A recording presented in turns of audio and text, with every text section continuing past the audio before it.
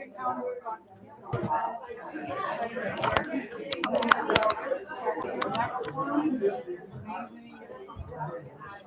don't know, and I didn't catch it all, but then she did say that he wanted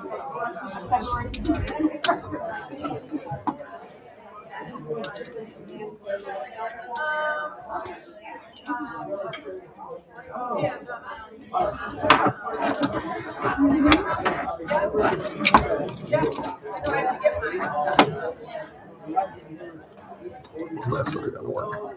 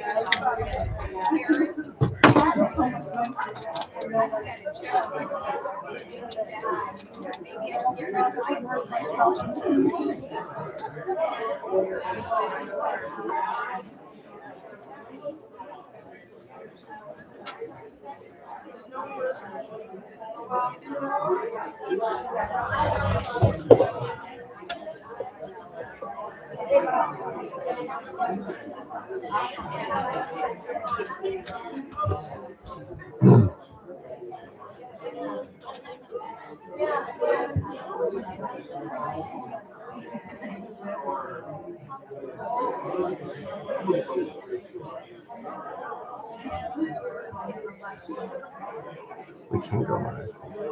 It's gonna have to be there. But I mean, followers, that's why.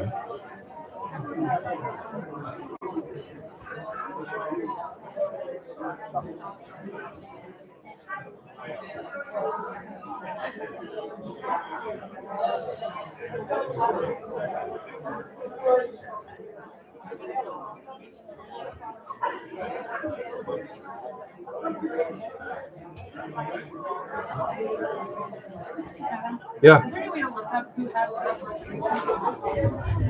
Yeah.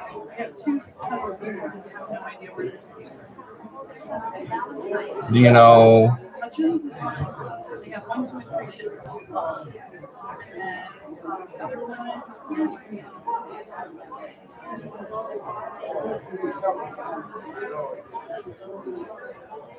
It's not showing me. There's a way to look it up.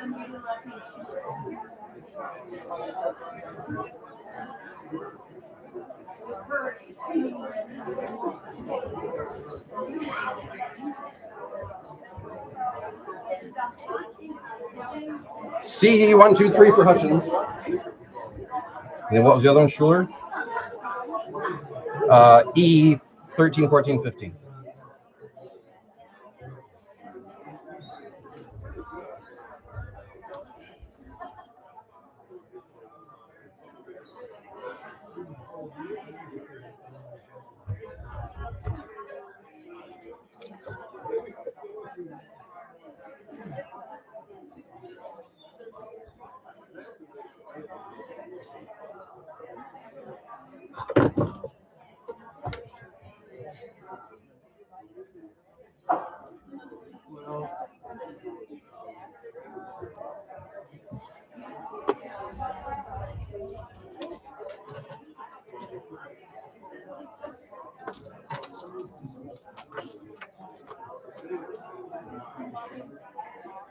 Yeah, E 13, 14, 15.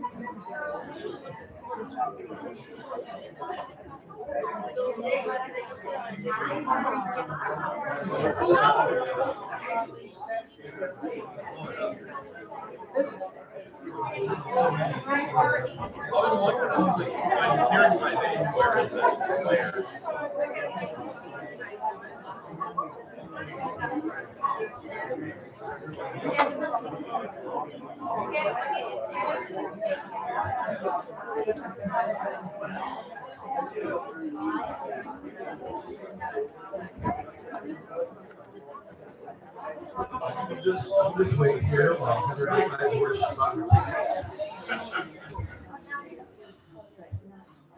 Still waiting for my friend up here who bought tickets online and doesn't remember what seats are hers. This is a little low for me. Good afternoon, ladies and gentlemen. Thank you so much for coming out on this beautiful Sunday afternoon. It's nice to have some warm weather, right? I'm like, I want to put a coat on. I'm like, I don't know if I need this coat. We've got 2 stories for you to enjoy this afternoon. For those of you that have not been here before, thank you for coming. Every year we like to do an onstage radio show adaptation, much like they would have done back in the 40s and 50s, where you'd sit at home, maybe have a fire going in the fireplace, turn on the radio, close your eyes, and enjoy a story being read to you. We do have live sound effects with our Foley station right here. I'll point out there is an applause sign. That is for you as a team. It's a great time for you to applaud for the story. Okay? So please, when that goes on, jump in with a big applause for them. There's also an on-air sign that you'll see up there as well that will turn on. We are actually live right now on YouTube and on TikTok. So thank you for all of you that are watching back there online around the globe. And then when this is done, I hope we can take that recording and post it online, that you can watch this again whenever you feel the need. As I said, you might want to close your eyes. This is a radio show, so they will not necessarily be in costume. They don't have their lines memorized, so a lot of actors came to audition because they're like, that's easy, I can do that, right? But they're all very, very talented for this cast. We're going to start with the adaptation of the 1943 movie of The Phantom of the Opera. So it's a slightly different story from the Andrew Lloyd Webber. We actually get to hear the backstory of the Phantom, which I thought was really nice. And then we're going to take a little intermission. You can go out there and have some refreshments and relax for just a few minutes, and we'll come back and we will enjoy the 1945 adaptation of the movie The Canterville Ghost, which is a comedy. The movie is based on an old Oscar Wilde short story, which is completely different than the movie. if you know both of those stories. But this is quite an entertaining cast. I'm sure you'll enjoy both of these stories. We like to do these every year as a gift back to the community. Obviously, you didn't pay a ticket to come here today. This is our thank you back to you for supporting us throughout the year. And hopefully it brings some new people who didn't know we existed. But we are a full-on community theater. We have lots of shows that we do on stage here. Our main stage show that's coming up next at the end of the month is The Haunting of Hill House.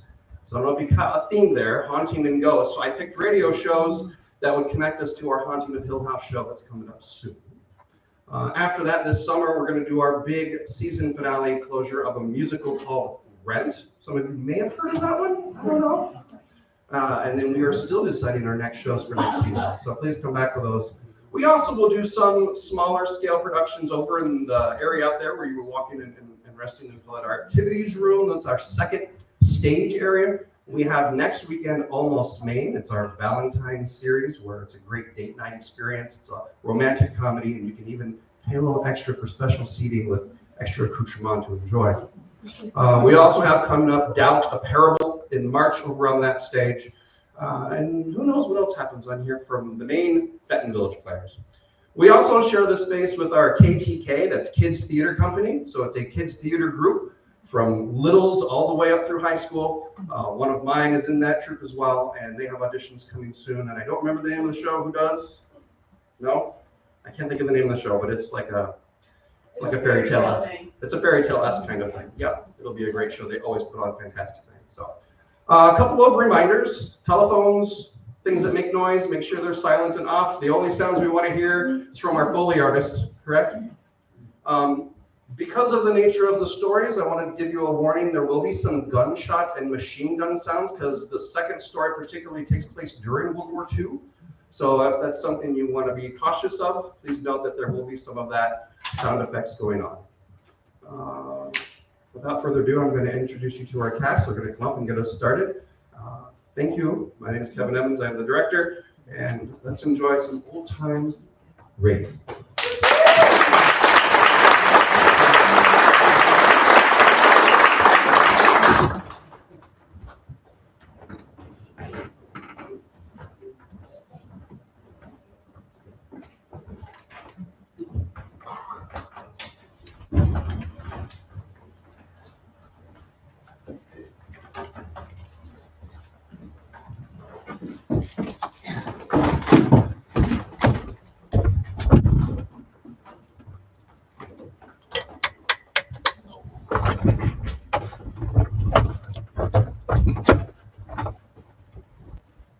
Lux presents Hollywood.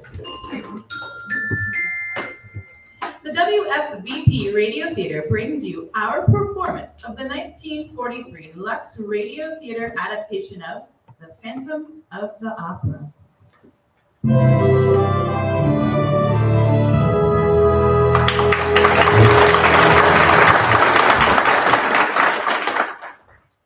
In the year 1880, the old Paris Opera stood like a giant torch in the heart of the city, 1,000 windows ablaze with light. But there were shadows, too, shadows that flitted high in the gallery over the great stage, shadows that lingered in the subcellars, far beneath the street where the black sewers of Paris ran sluggishly dark. But we were not concerned with these things, or so we thought at the time. We of the opera only knew the light of the dressing rooms, the bright gaiety of the stage. I suppose it began the night we sang Martha. The house was crowded, enthusiastic. There were no shadows for us that night.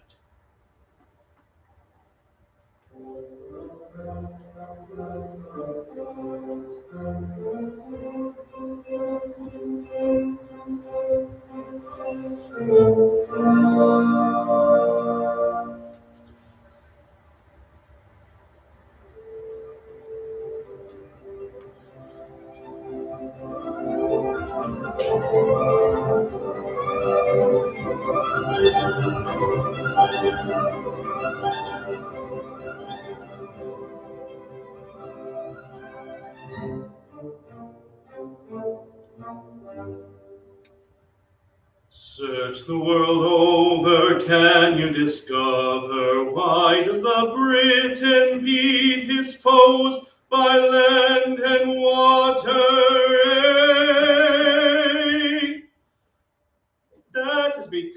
'cause his drink is beer. That is the best of all good cheer. John Paul can fight and guard his right in battles roar.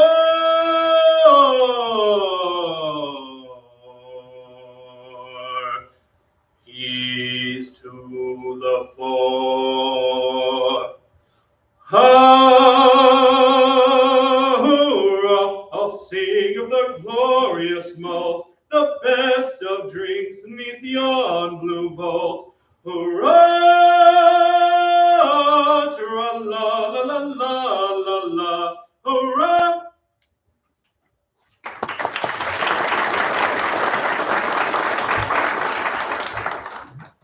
No, there was no warning that night.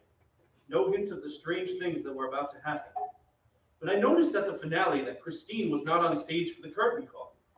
Christine Dubois sang the role of Nancy. It was not like her to miss the finale of the act. Here is a question for your suggestion. When we rejoice with lusty voice, what strength inspires us? Say, why does the tankard foaming high, dullness and care before it fly? Give me a draught of English beer, I'll brave the world no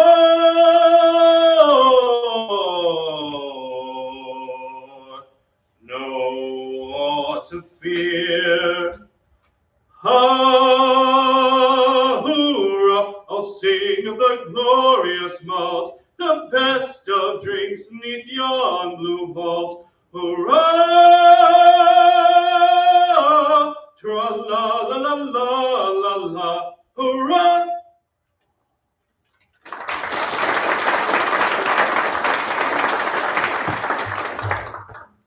Backstage, when the curtain had fallen, I saw Christine hurrying to her dressing room.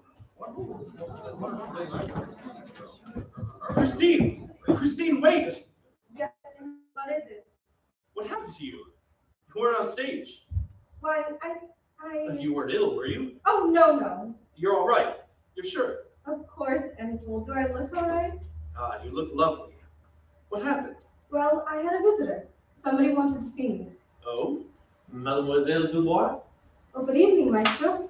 Mademoiselle, I understand that you are entertaining a gentleman backstage during a performance. Is that true? Yes, Maestro.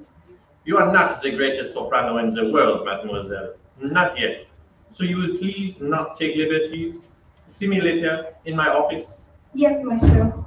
Anatole, what will he do? Don't worry, he's just barking again. Who, was the gentleman?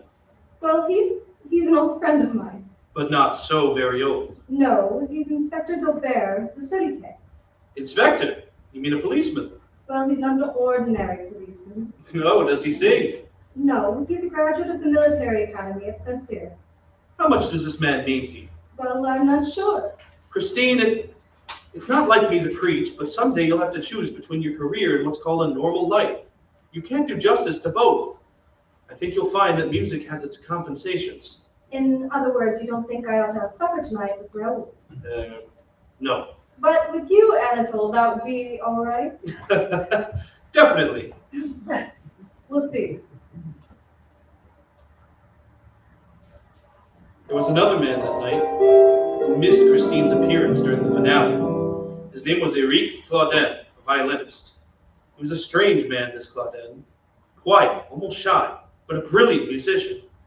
When Christine came from Villeneuve's office, Claudin was waiting in the passage. Good evening, mademoiselle. Good evening, Claudine. Monsieur Villeneuve will see you now. Thank you, mademoiselle. Good night. Oh, mademoiselle, may I speak to you for a moment? Certainly. You aren't on the stage tonight for the curtain call. Everyone in the theater seems to have noticed that. It's really quite flattering. Why weren't you there? What? Oh, please forgive me, but I've been here for so long that everybody, everything connected with the opera is so much a part of my life. Of course, but Monsieur Villeneuve is waiting. Yes. You weren't ill, were you? You're not in any trouble? Oh, it's impertinent of me, I know, but... No, it isn't. You're very kind, and I'm not in trouble. Good night. Christine! Monsieur? Oh, I'm so sorry. I shouldn't have called you Christine. I'm sorry. Good night. Good night, mademoiselle. Come in. Oh, Claudine, Yes, master. close the door, please. You know why I sent for you, Claudine? I think so, maestro. I brought my violin. Take it out of the case, please. Claudine, for some time now, I have sensed discord in the violin section. It was not until tonight that I definitely located the source of the trouble. Let me hear you play, Claudine. Yes, maestro.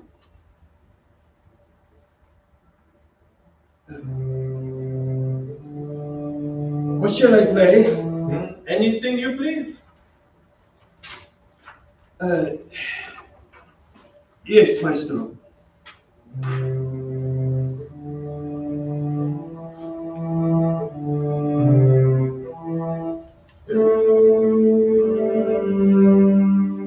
Wait a moment. What is that? Oh, it's a little song, a lullaby from Provence, where I was born. Oh, it's very nice. Very charming. Oh, I've written a concerto on the theme. Yes. Charming, Claudine, but too simple. Suppose instead you let me hear the opening movement in the third act of Marsa. Well, It's no use, maestro. Something's happened to the fingers of my left hand. I see. Perhaps it's only temporary, maestro. Perhaps it will get better. I hope so. In the meantime, I'm sorry, Claudine. Very sorry. You've been with us a long time. 20 years. What am I to do, maestro? I know it's very hard, but no doubt you've saved enough to retire. Yes. Yes, of course. And in appreciation of your long service, I shall arrange with the directors to have a season ticket issued to you. Thank you, maestro.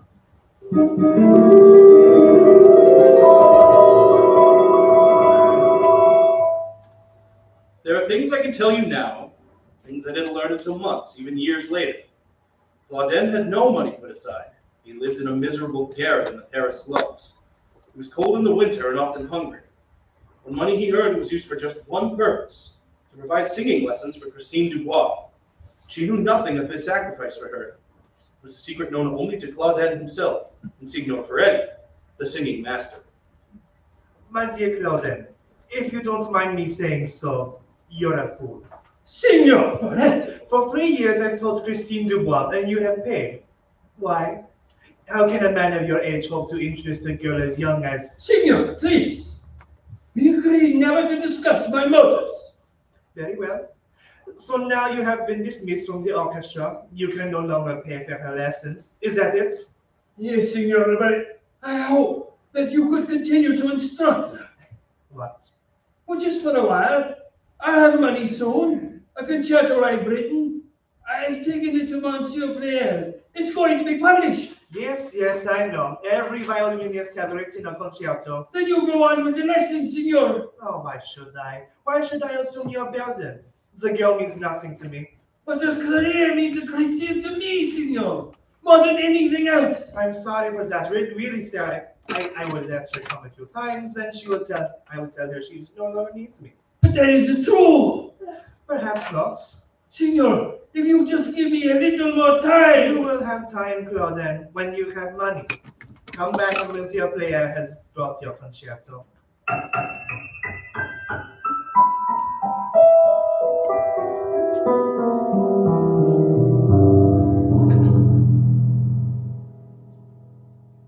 For weeks, Claudin haunted the publisher's office, but always it was the same story.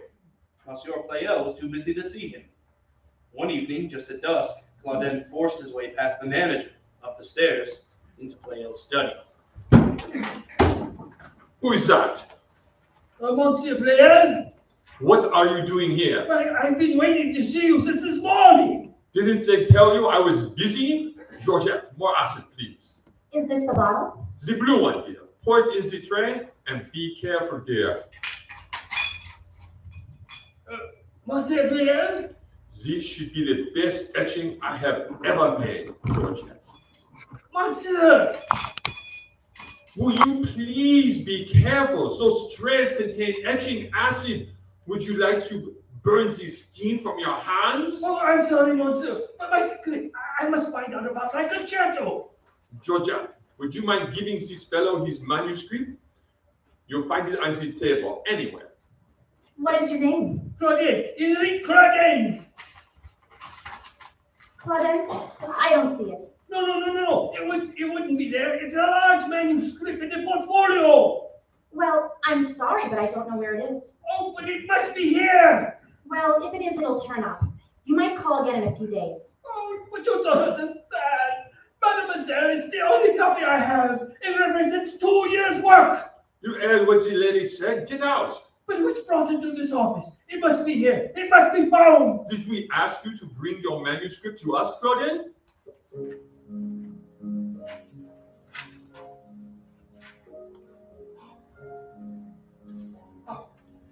Perhaps some employer has thrown it into the wastepaper basket where it probably belongs. Good night.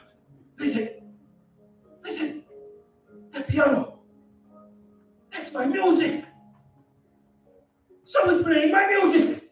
I thought I told you to get out. Thief! You've stolen my music! Thief! Let it go! They stole my music! Thief! You're choking him! Do you hear? Leave him alone! I'll burn you if you don't let him go! This is not fair to you! You! My music! It was mine! He had no right! You!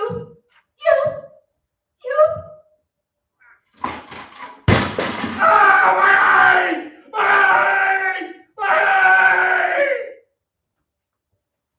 In that room, a man lay dead on the floor, and Claudine stumbled down the steps, screaming in anger. The ice was into his face. Into the street he ran, with his hands before him, groping his way blindly through the darkness. He was seen once on the Rue Desjardins, and again in a dim street near the opera, and then he was gone, lost in the black of the night.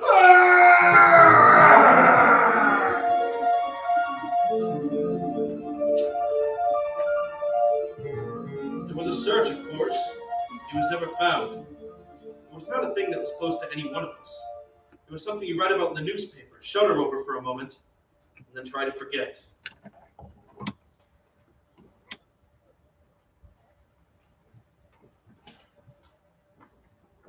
In a few days, it was out of our minds completely, for Christine and I were rehearsing a new opera. One morning, we were sitting at the piano in her home.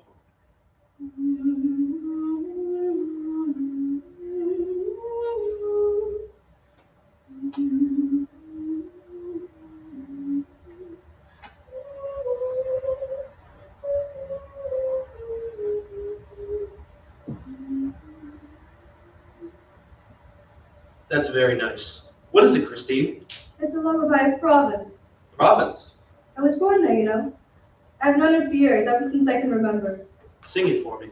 If you like. Hear those bells ringing soft and low, bringing peace to the twilight home. According to everyone, night has begun. Turn from your weary toil, day's work is done. Hear them ring while my love and love drift and dream to their lullaby. Well? Oh, it's lovely, Christine. Christine, Yes, Emperor? didn't you hear the door? Monsieur Debert is here. Good morning, Christine. Raoul, good morning. You see, monsieur, the court is rehearsing. Ha. Well, I'm sorry to intrude, but I must speak to you, Christine. But you see, I'm busy right now, Raoul. Anatole has been helping me. Yes, to rehearse. Yes, monsieur is very kind. Oh, not at all, monsieur. I find it a pleasure. I'm Anatole Garrett of the Opera. Oh, I'm so sorry. This is Inspector Daubert of the Sûreté. Oh, the policeman. A police inspector, monsieur. Ah, yes, of course. I've heard of you, Inspector. Your work must be very exciting. Oh, not half so exciting as yours, monsieur. It doesn't lend itself to self-expression. Christine, I'd like to see you alone, please. I'm here on business. With me? What business could mademoiselle have with the Sûreté? What is it, Raoul? If you don't mind, I'd rather Anatole stay. Very well. Christine, do you know Eric Claudin? Why, yes. How well? Why, I knew him as a violinist in the orchestra. Oh, I met him a few times in the foyer, on stage, or outside the opera. But that's all. He acted a little strangely. Strangely? How do you mean? Well, I don't know. He just seemed eccentric, but harmless. I thought he was a rather kindly fellow, until I read of the murder. What is it, Raoul? He was a kindly fellow until he thought Pleyel was robbing him of his work. Then something snapped and he became a homicidal maniac. But what has all this to do with me? Well, we found something in his room, Christine, that connects you with him. No doubt you can explain. What is it? This statuette. As you can see, Christine, it's the image of you. So that's what became of it. Be good enough to explain yourself, monsieur. Certainly. That statuette is mine. Yours? Definitely. I made it. I intended to make you a present of it, Christine. How nice of you, Anatole. Unfortunately, it disappeared from my dressing room. It's an extraordinary likeness. My compliments on your versatility, monsieur. Christine must have posed for this many times. I never posed for it. Not once. You did this from drawings, monsieur? And from memory, monsieur. Extraordinary memory. Thank you, but it's a simple matter to recall Christine's face and figure. I'm sure you have found it so, monsieur. Well, what was the statuette doing in Claudin's room? He must have stolen it. It's obvious. Is it? Speaking purely as an inspector of the Sûreté, I'm afraid even the obvious needs confirmation. But as a man, monsieur, I'm sure you can understand. Sitting there in the orchestra pit night after night, looking at Christine, Claudin probably fell in love with her. You admit that is possible, no? Christine, did Claudin ever seek more than a casual acquaintance with you? No, never. Can you imagine so diffident a lover, monsieur? Claudin was barely 50. No doubt he lacked fire. No doubt. Christine, this statuette is yours. I give it to you. You give it to her? Yes. Well, that's interesting. I'll accept it as a gift from both of you. Thank you. Oh, you're quite welcome. It seems I have the worst of this bargain. In the future, Monsieur Inspector, I detect, you model. In any case, that was a bad clue. Oh, not so bad as it seems. It enabled me to recover Mademoiselle's statuette. Is that your carriage at the door, monsieur? Yes. Would you be good enough to give me a lift? Well, which way are you going? Oh, it doesn't matter. As an inspector of police, I have business all over Paris. Well, in that case, au revoir, Christine. Au revoir. You've been most helpful, Christine. Most helpful. I hope you catch Claudine. Thank you. Well, you ready, monsieur? At your service. Oh, after you, monsieur. Oh, after you, monsieur.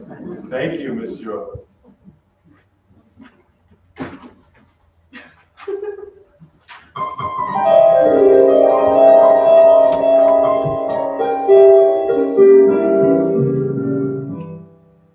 We could laugh then, because the horror had not touched us. We didn't know that in the caverns of the sewer beneath the opera there was a shadow darker than the surrounding gloom. The shadow of a man in a black cloak, his face hidden behind a mask. This was a man whose features had been burned and whose mind was on fire. For long, that shadow was to envelop all of us.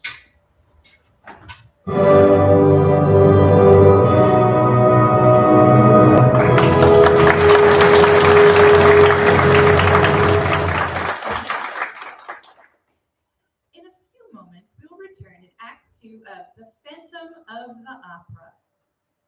One way you can be sure of having the last word in an argument is to have an argument with yourself, as this young lady is doing, for instance.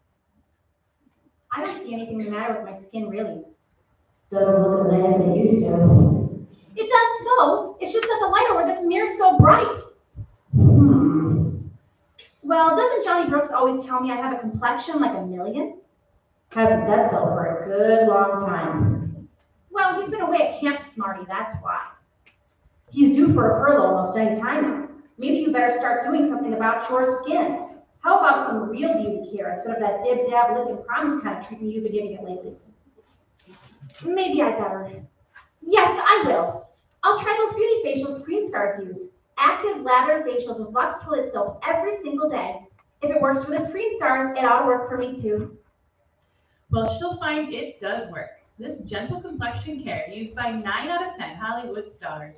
You see, Lux toilet soap is a real beauty soap with lather so rich and smooth and super fine it feels like a caress on the skin. Lovely Screen Stars tell you that they take their Lux soap beauty facials this way. They smooth lots of the creamy active lather well in, they rinse with warm water and splash with cold, then they pat their skin dry with a soft towel. Now that's a very simple, easy care, but if you use it every day, you'll find that soon your skin feels softer, smoother, takes on a fresher, lovelier look. Why not get some Lux toilet soap tomorrow? You'll notice each satiny white cake is hard milled. That means it lasts and lasts. And remember, it's patriotic not to waste soap. Use only what you need. Don't leave your cake of Lux toilet soap standing in water, and be sure always to put it in a soap dish that's dry. And now, Act 2 of The Phantom of the Opera.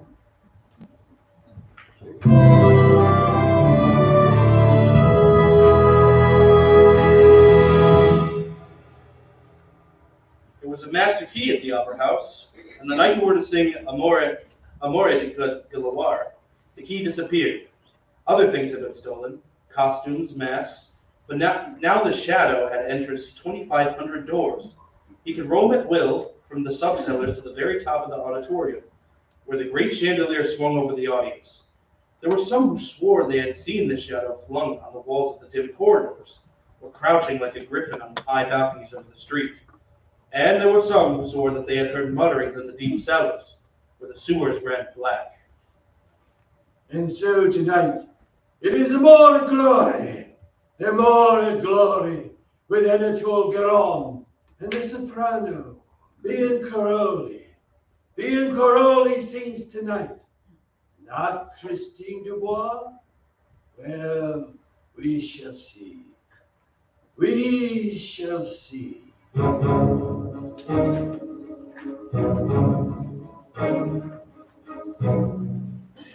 It was strange the way it happened. In the third act, the libretto called for me to give Biancaroli a cup of wine. When she had drunk it, I thought for a moment that her face paled. She finished her aria and left the stage, but she was late for her next entrance. There was a wait. Bravo! And after the theater, supper and dance, music. And then came the cadenza from off stage. I knew that voice, but it was not Biancaroli who was making the entrance. It was her understudy, Christine Dubois. Up in the sky, someone is playing a trombone and a guitar. Red is your tie, and in your velveted coat you hide a star. Monica, Monica, dance the waltz. Monica, Monica, dance the waltz. Follow me, moon and sun, keep time with me. 1, 2, 3, 1. If you're not shy, pin up my hair with your star and buckle my shoe. And when you fly, please hold on tight to my waist. I'm flying with you.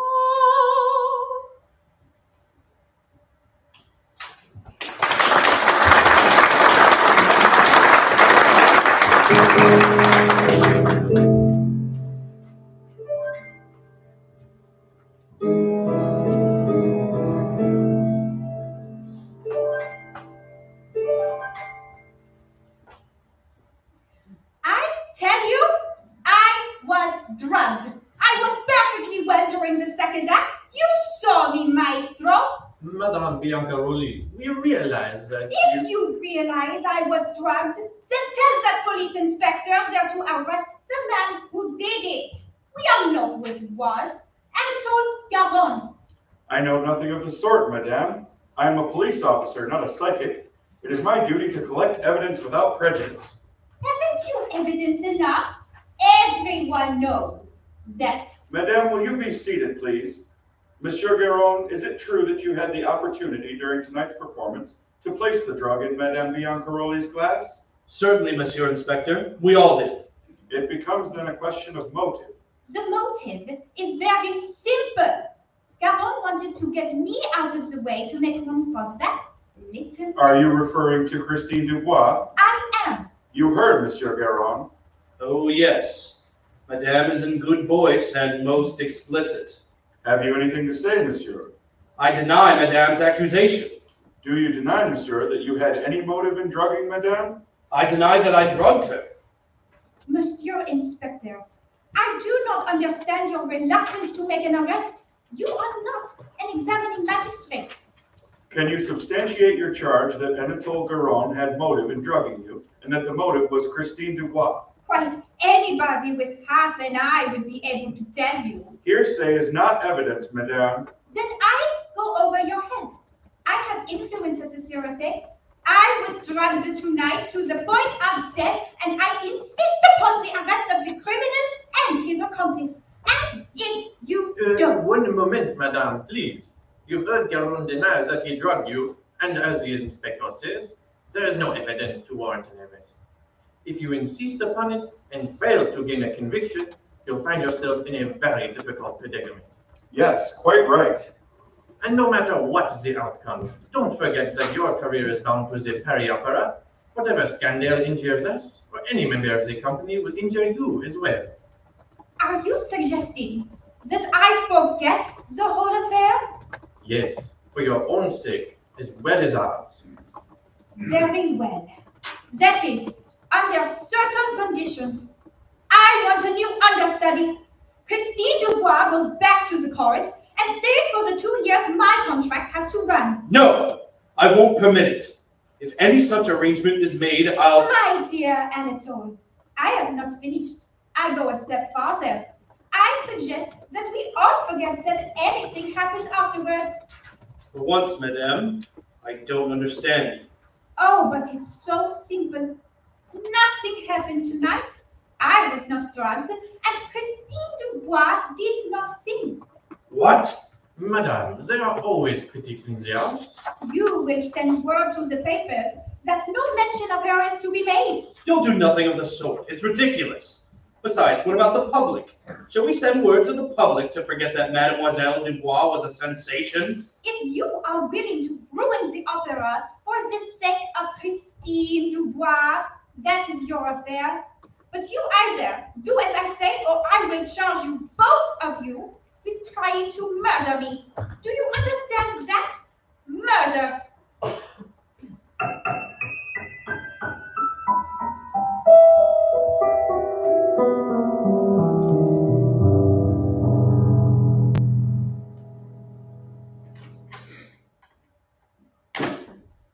Madame Biancaroli?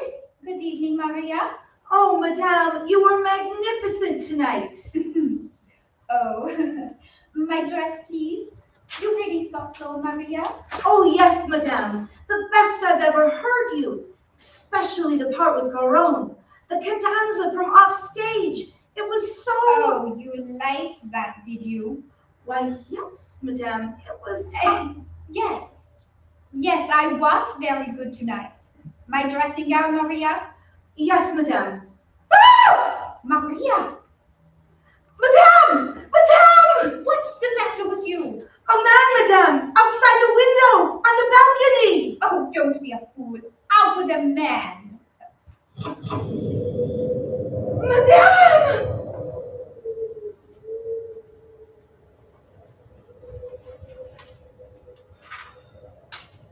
Good evening. What do you want here? Who are you? I'm sorry. I cannot let you see my face. You would not be pleased. Take off that mask, Anatole Garon. You do not frighten me. Madame, it is not Anatole Garon. I did not come here to frighten you unnecessarily. Only to teach you, or to tell you, that Christine Dubois We'll sing tomorrow night. Oh, yes. You will leave Paris, madame. Leave Paris? You will see to it, of course. Yes, I will see to it, madame. Get back, madame! Do you force me to reason with you, madame? I will not leave. Get away from me. I am sorry, madame. I am very sorry.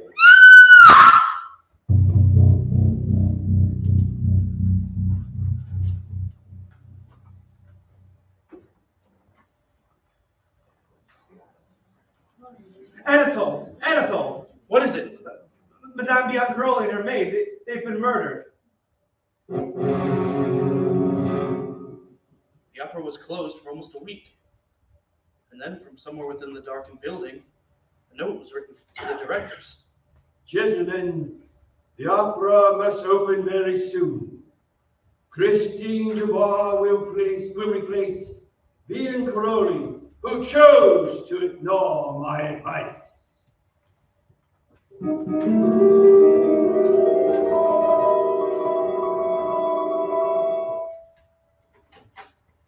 Good morning. Oui, Is Christine at home? oui. Well, may I see her, please? If you must. Come in. I'll tell her you are here. Thank you.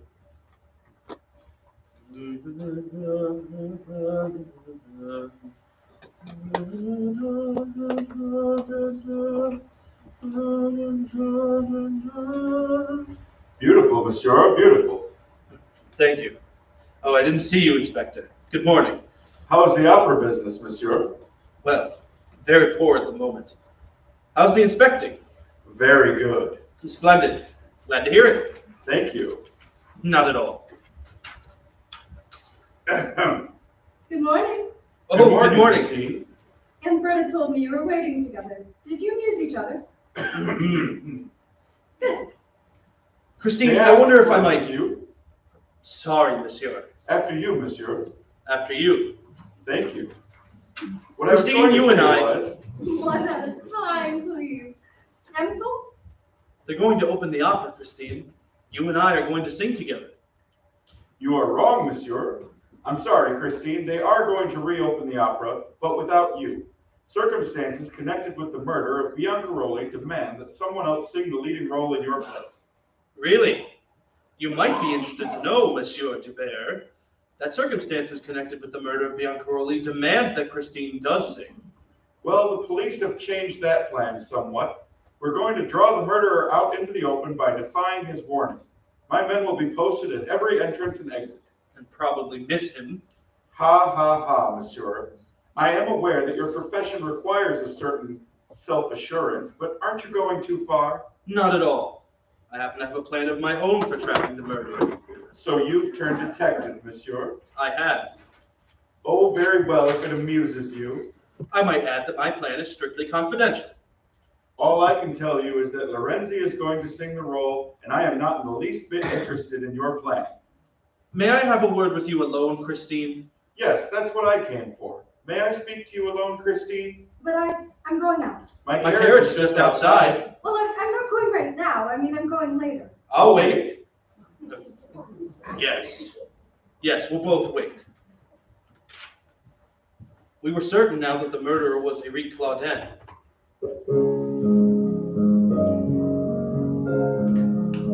The plan I had worked out took me home to the home of the great pianist and composer. On the night before we were to open, I went to see Franz Liszt. Ah, very nice. But do you really think this Claudin could be tempted to leave his hiding place and risk his life merely to hear his own concerto? Played by Franz Liszt himself. Do you doubt it, maestro?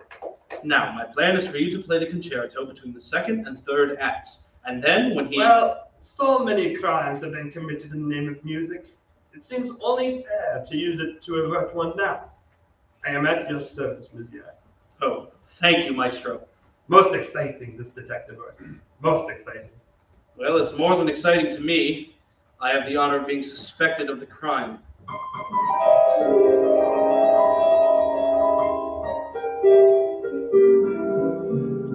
Gentlemen, I have been very patient. Now I learn that Christine Dubois will not sing. Gentlemen, if Madame Lorenzi sings in her place, you will be responsible. 2 are dead now. Only 2. There will be more, gentlemen. Many, many more. Lorenzi sang that night.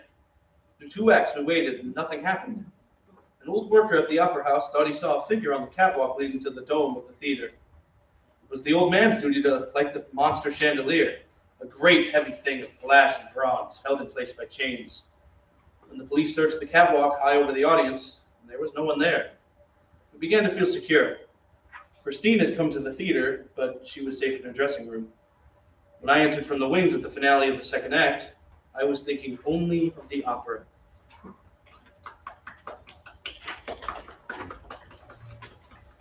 And then it happened.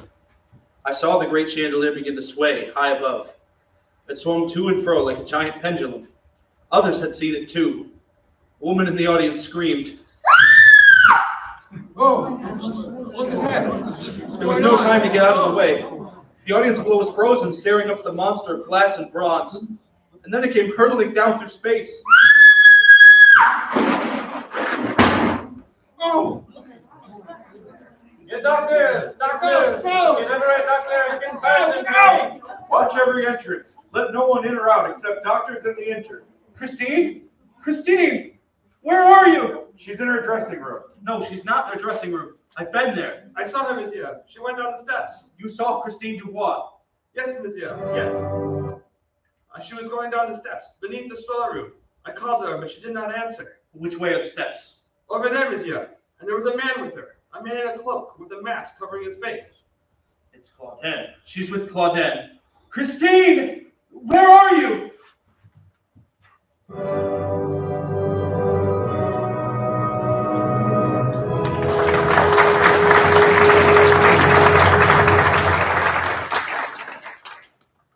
We pause now for station identification.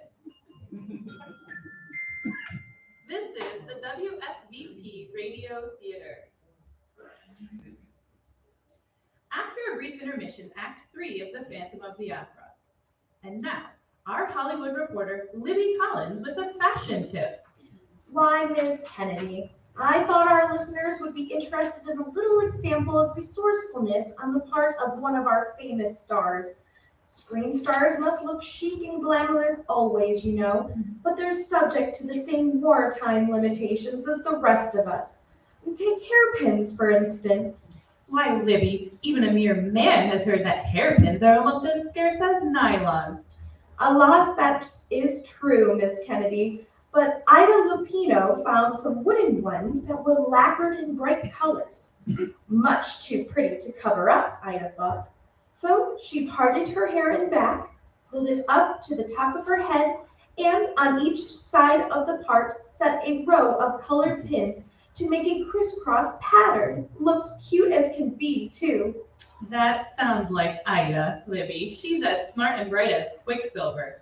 Yes, Miss Kennedy, and she darts around Hollywood almost as fast.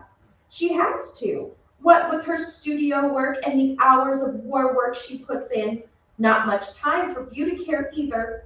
That's why she depends more than ever on Lux toilet soap for complexion loveliness. My daily active lather facials are such a wonderful beauty aid, she says.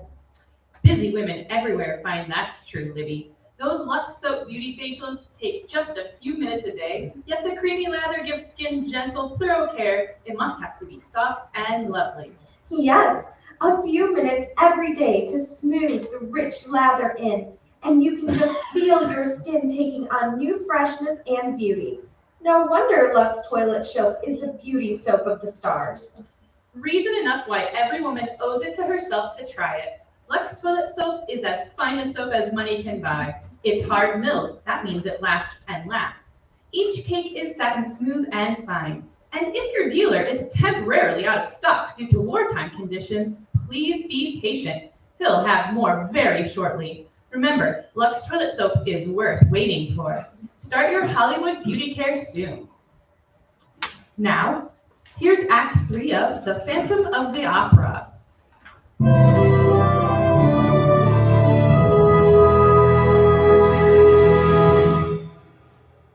Christine had gone with Claudine. The chorus that night had worn masks, and Dubert had arranged for the police to wear masks too so that they might mingle with the crowd backstage. That was the way Claudine had enticed her. Thinking he was one of Dubert's men who had come to protect her, Christine followed him down the steps to the cavernous cellars. This way, mademoiselle. Hold tight to my hand, the steps are quite steep. Are you one of the police? Where is Inspector Daubert? He's investigating the cause of the accident. I'll look after you. But why do we have to come down here? Why, don't you like it down here? It's very lovely once you get used to it. Wait, please. Yes?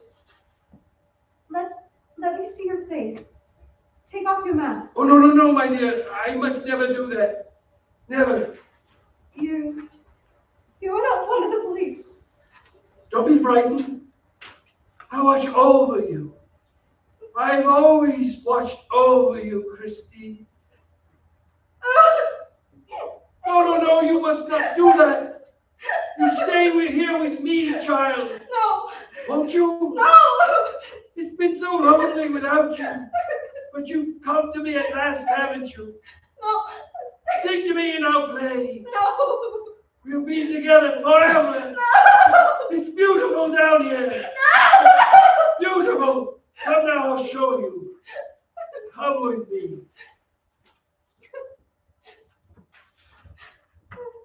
This is the last turn. Just through the tunnel. Monsieur. You're not frightened, are you? Monsieur. You know I'll not harm you, don't you? How could I harm you? I've always helped you, haven't I? Yes. Yes, what? You've helped me. Of course I have. Biancaroli knew. She wouldn't let you sing. She didn't know how much I loved you. But now she knows. But it doesn't matter anymore. Nothing matters except you and me. And now you'll sing all you want to, but only for me. You'll sing and want to, won't you, my darling? There's a piano in the opera foyer. We'll go up there, monsieur, and you can play and I'll sing for you. But you don't understand. We can't go back ever. It was I who made the chandelier fall. I! For you, Christine! No! I warned them. I told them there'd be death and destruction. And they wouldn't let you sing. Oh, come!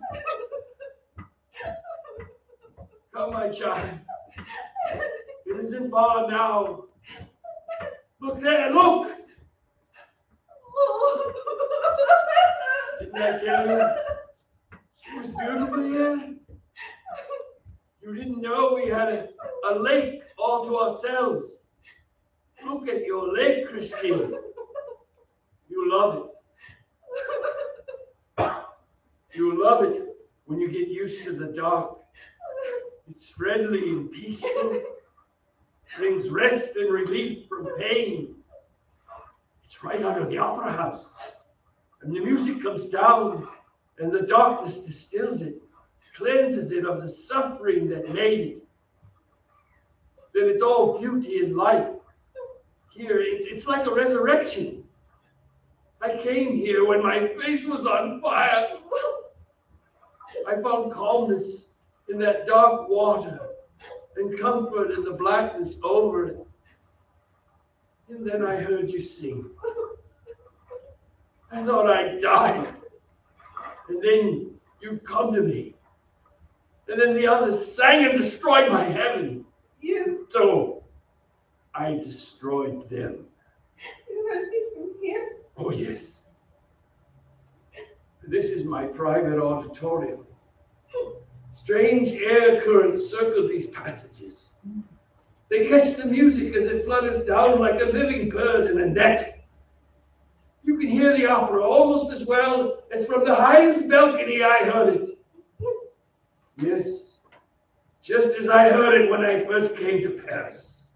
You're not afraid anymore, are you? No, of course you're not. Then come with me. Come.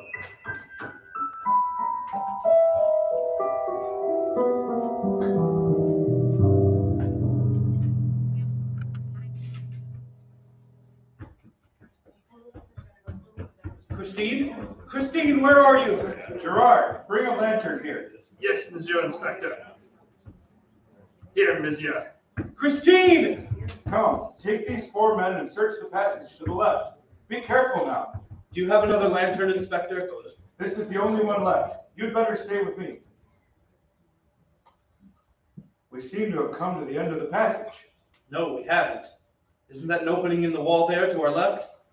Yes, it's the tunnel. Keep close to the wall. Feel your way along. There's just a narrow ledge. The sewer must run through here. There it is, just ahead of us. Do you suppose he would have doubled back? He might be upstairs. Why should he be? Liszt will be playing the concerto. He should be starting now. Oh, yes, that brilliant plan of yours. Christine! Look out! What happened? I touched the side of the wall. The rock came away in my hand. The whole place down here is ready to crumble. Look up there, just ahead. Yeah, it almost looks like a lake. Come on. Christine! Christine! Christine!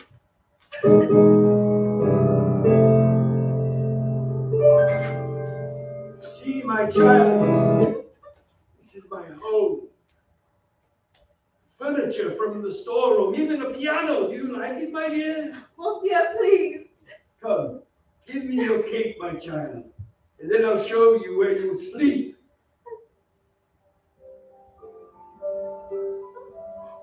Oh, listen.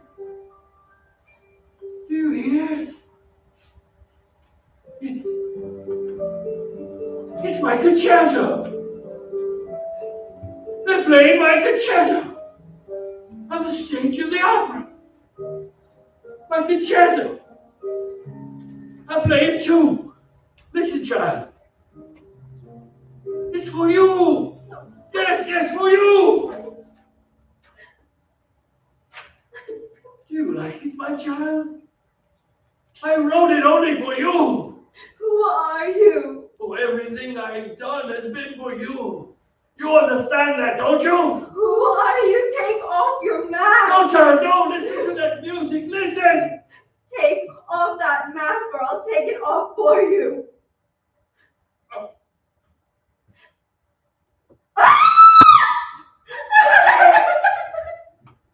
Where did you do it? Now you see my face. Well, look at it. Look. No. You will never live here now, will you? You hate me. A loathsome creature. Hateful. Repulsive. No. And I wanted you to love me. Don't come near me. You see, you spoiled everything. Go away from me. Go away.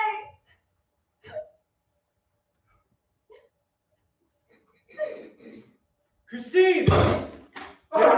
There he is. Get back, Christine. Stand back.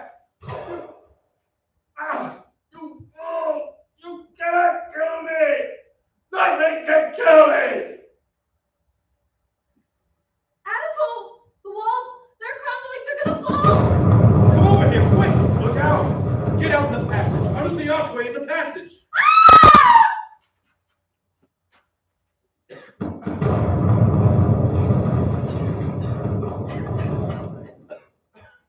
Christine, are you all right? Yes. Inspector? All right. Claudine, he's still in there under the rock. My shot must have started the cave in. Come, Christine. We better start back. But Claudine. It's no use.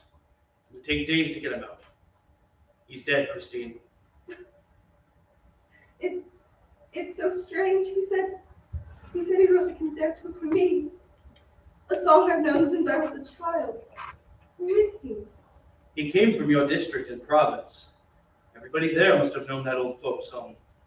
He was almost a stranger to me, and yet somehow I always felt drawn to him with a kind of pity and understanding. His suffering and his madness will be forgotten, but his music, his concerto, that will remain.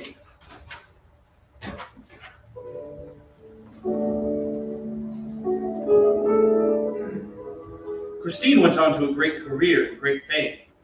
The night we sang together for the first time, the corridor outside of her dressing room was jammed with admirers. I had to force my way to her door. Excuse me, thank you. Anatole! Oh, you are magnificent, Christine. Incomparable, beautiful, a sensation. Is that all? I've just begun. It would take days and years to tell you how wonderful you were. We're having supper tonight at the Café de l'Opéra. Well, I'm terribly sorry, Anatole, but I can't tonight. But why not? Have you another engagement? Why, yes. With whom? With me, monsieur. Oh. The policeman. Inspector of police, monsieur. How soon will you be ready, Christine? The carriage is waiting. I know Monsieur Garon will excuse me. How do you know? I have an idea. Why can't we three have supper together? I am not in the habit of taking baritones to supper. And I don't care to be seen in public with the police. Christine, you'll have to make up your mind finally and irrevocably between the two of us. Exactly. Very well. Will you gentlemen excuse me? Of course. Thank you. Good night. What? Oh, there she is. I knew she would. What did she mean, good night? Well, something tells me, monsieur, that she has gone to meet her public. Monsieur Garon, would you join me for a bit of supper at the Café de l'Opéra? With pleasure, monsieur. Think we can get through that crowd? Certainly. After all, who pay attention to a baritone and a detective? Quite right. Shall we go? Oh, after you, monsieur. Oh, no. After you, monsieur. Oh, there you are.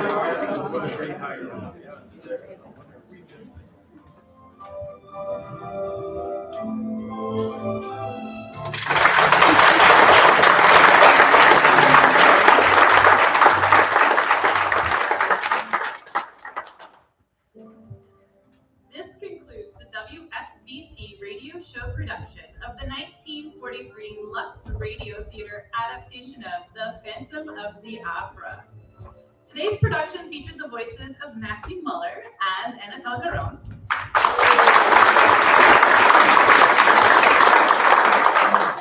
Angel Langford as Christine Dubois,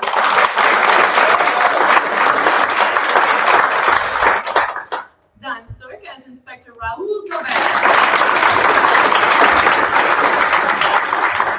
and Gary Smith as our Phantom, Eric Paulin.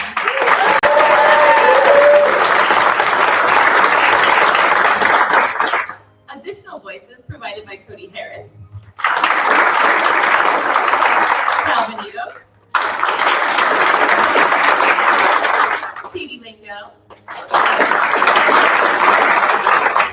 Kim Norrington, Elijah Olson, Mike Olson, Tina Olson, Laura Slack, and Naja Terrell. Our sound effects Foley artist was Jenny Ross. Our show's director and producer was Kevin Emmons.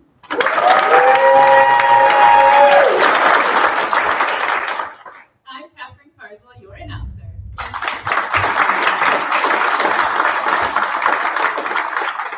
Thanking you for listening. After a brief intermission, we will return turn for our next story, The Canterville Ghost.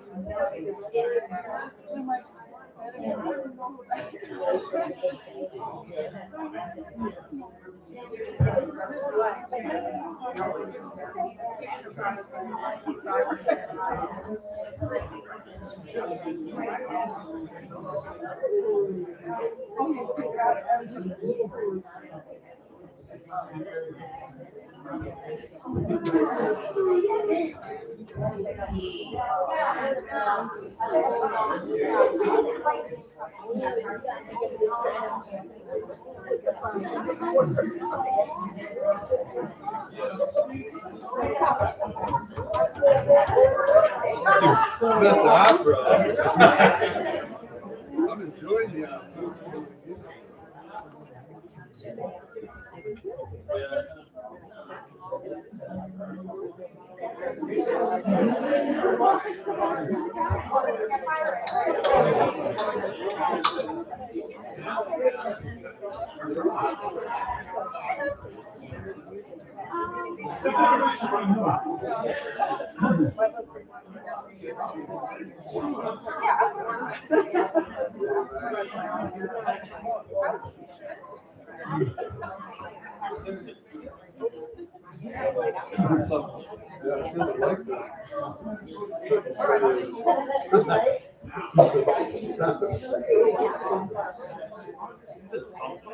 Oh, yeah.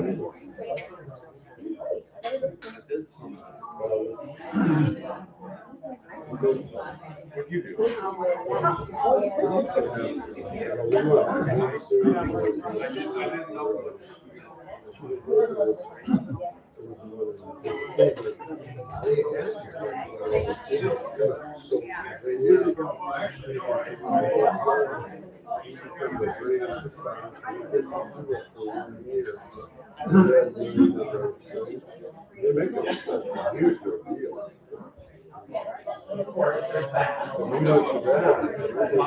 Just so you know, mom is now at school, but they do have.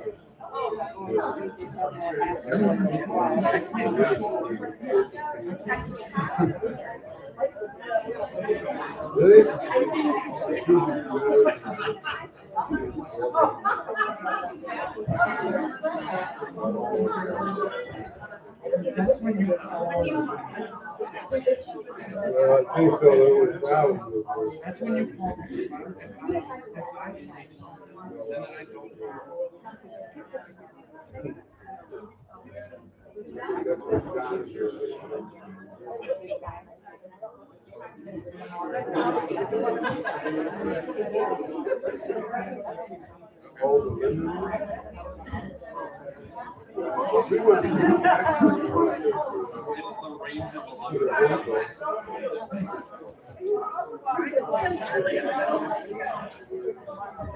I found out it was great, but I don't know.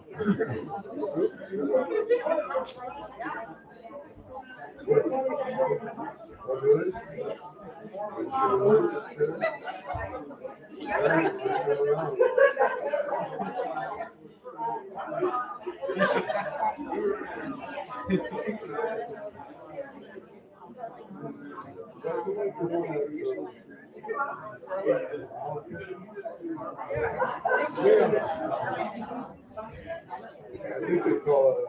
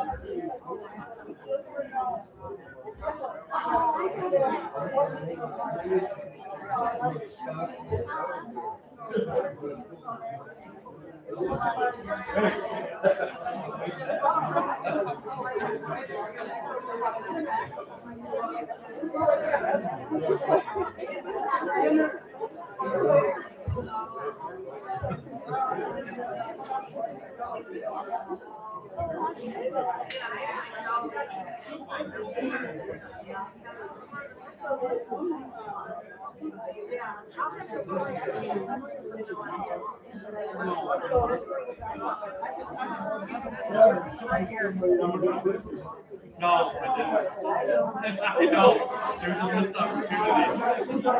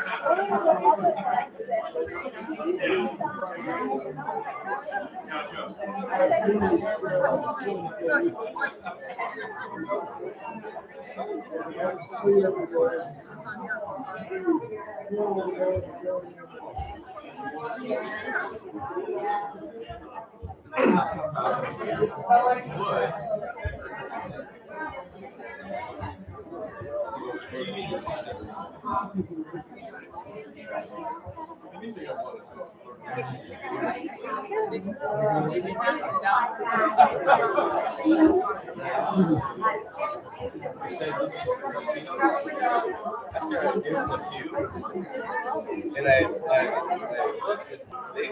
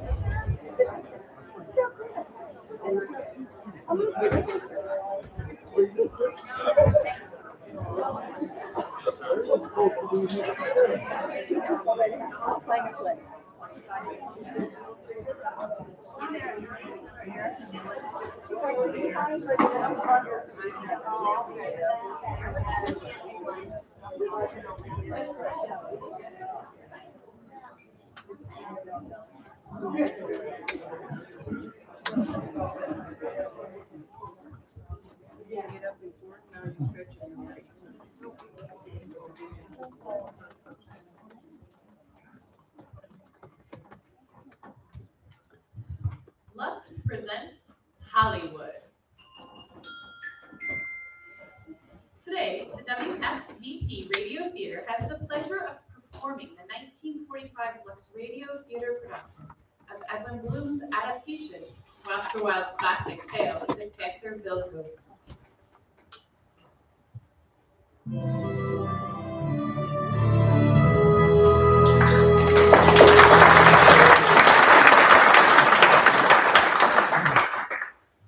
Our stage is set for a prize-winning achievement, and so is the stage in your home when Lux Flakes are starred.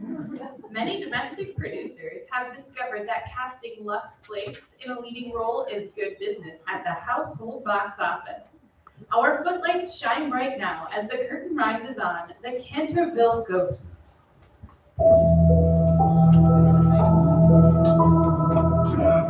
Authorities on the subject of phantoms declare that the most fearsome ghost in all the British Isles is that of a somewhat overweight nobleman named Sir Simon de Canterville. Haunting Canterville Castle for 300 years, this portly apparition has been unique for its keen sense of showmanship and its spectacular variety of tricks, shakes, and sound effects. The ghost originated in 1634 when Sir Simon was scheduled to fight a duel. He took one look at his fierce and towering opponent and ran away from the field of honor in a startling display of speed and cowardice. He was chased to his father's estate by his frustrated opponent, Sir Valentine Williams. Where is the cowardly poltroon? So, what means this violation of my home? Lord Canterville? I'm Sir Valentine of Bolton Manor. Your son, Sir Simon, when he accepted my challenge, fled before my sword. Fled? You lie, Sir Valentine! I demand that the fat coward face me. You are new to these parts, Sir Valentine, or you would know that cowardice in a Canterville is like snow in July. Every Canterville bears on his neck the Canterville birthmark. It is a badge of valor. So call off your hounds and leave these halls. I would, my lord, but it seems the hounds have found their quarry. That room there, why is the door closed, and why do my hounds leave upon it? No, sir, mine cowers behind the door. No, then my lord can have no objection to sealing up the door with stone and mortar. What? I certainly can. I have too great a regard for my house. For your house, my lord, or for your son? Giles, Thomas, fetch the stonemasons. Tell them to bring their brick and mortar.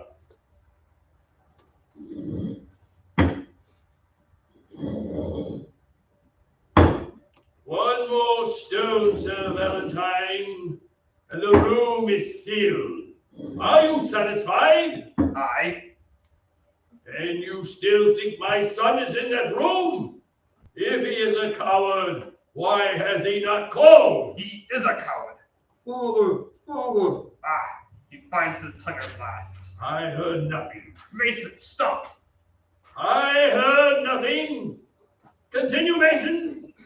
Seal up the wall. Father, it is Simon, thy son. My lord. There is no one in that room. Put in the stone, I say. Put it in. Father, 'tis I. Stop, my lord. 'Twas only meant in jest. Leave my house. Aye, but 'tis thy son thou hast entombed. And you, Masons, get you hence.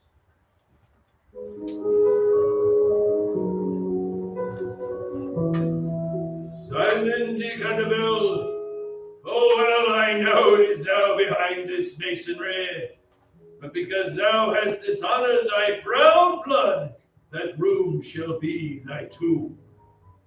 When thou art dead, and may thy craven spirit walk the halls of Canterville Castle, until a kinsman shall wear thy signet ring, and perform for thee the brave deed thou didst fail to do. So did Sir Simon die, and so was born the Canterville Ghost. Now it's 1942. Canterville Castle stands silent and deserted, inhabited only by a slightly tired but still fearsome phantom. The only remaining Canterville is Lady Jessica. She and her aunt find living less disturbing in a modest cottage on the castle grounds. Lady Jessica is 7 years old. Auntie, I just saw him. I just saw the ghost. The ghost, dear? Where? On the roof of the castle. Oh, that was the tinsmith, darling. He's mending the water spout. We're turning the castle over to some American soldiers. American soldiers? Rangers, I believe they're called. Like our commandos. Good gracious, Auntie. Can they live in the castle when it's haunted? Your family did, darling, until 20 years ago. Excuse me, Mum. Yes, Potter? Everything is ready at the castle. We've been wondering about tea, Mum. Of course. I'll be there shortly. Yes, Mum. You're going, Auntie? Certainly. They will be our guests. Noblesse oblige. But, Auntie, you're not well. Remember what the doctor said. Well, perhaps I shouldn't. Auntie, what does it mean? Noblesse oblige? It's just an expression, darling. But what does it mean? Well, noblesse oblige is French. Those of us who are nobly born must prove ourselves worthy by being kind and thoughtful of others. So, when guests arrive, we must see that they enjoy their stay. Auntie, these Americans, will there be cowboys and Indians? Some of them, I dare say. What does one do to make Indians welcome? Jessica, you're not going to the castle.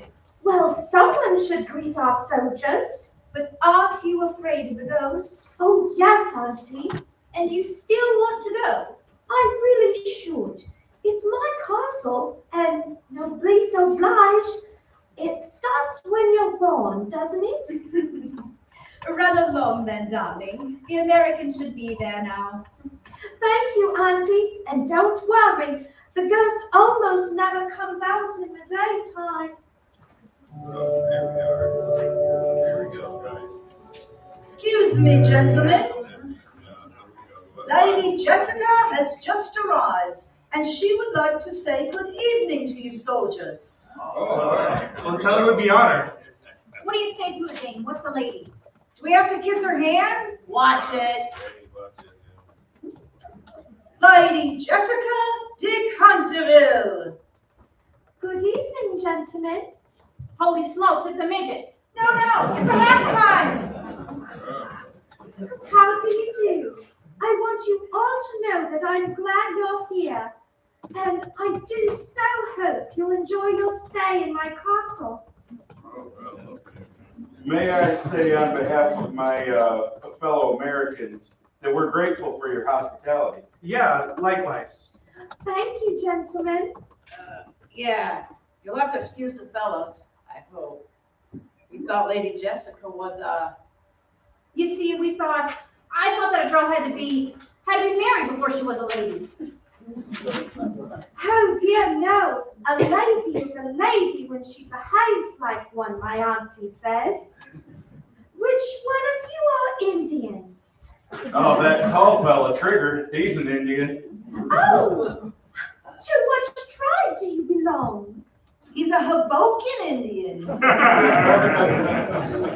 I don't believe I ever heard about that tribe. Tea is served, gentlemen. Of course. Will you pour, milady? I'd like to, Mr. Williams.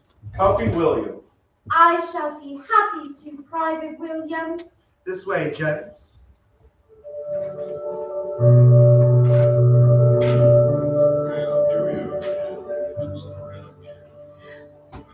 Would anyone like some more tea?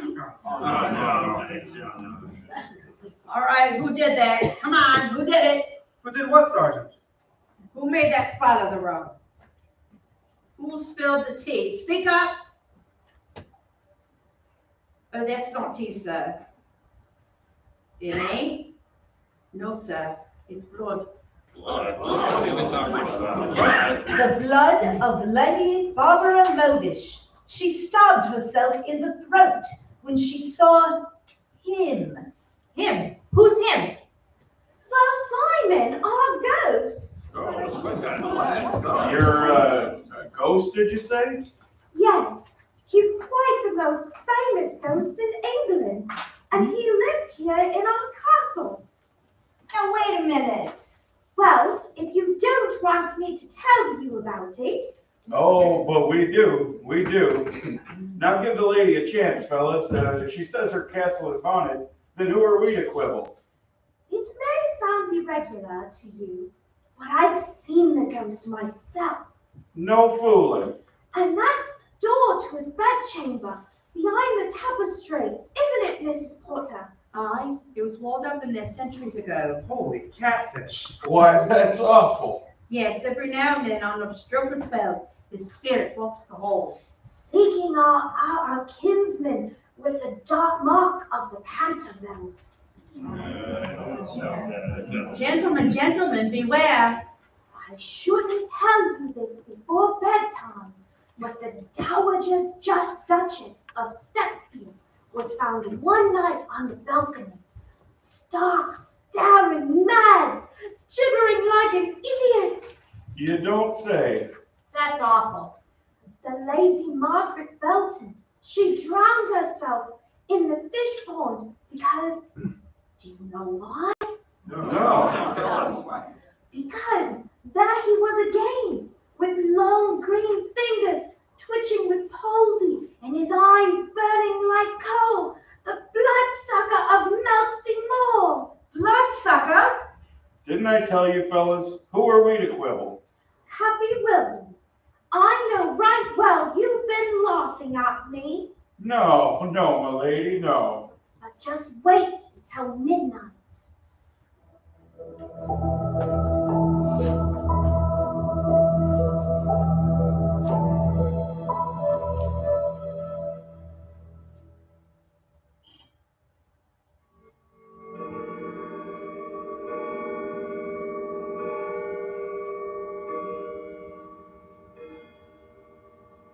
Nine, 10, 11, 12. Hey, coffee, it's 12 o'clock. Yeah, so what? Hey, coffee, do you think there's anything in this ghost business? Oh, for crying out loud. Pipe down, you guys. I said pipe down. That ain't us, Sarge. Sounds like somebody's dragging ash cans around. No, it's chains. Hey, look, there's a light on the stairs. Hey, fellas, look, it's taking shape. Oh, wait. Oh. It's him. It's Sir Simon. I am the ghost of Sir Simon de Canterville. Did you ever see a man slice off his own head? Observe. It's off. A head without a body without a head. it's on again. And now it's off. And now it's on again. Yeah, it's time, but you got it on backwards. What? Excuse me. Is that better? It's still lopsided. Take care, take care, take care, I tell you. I can't take this. I'm gonna let him have it.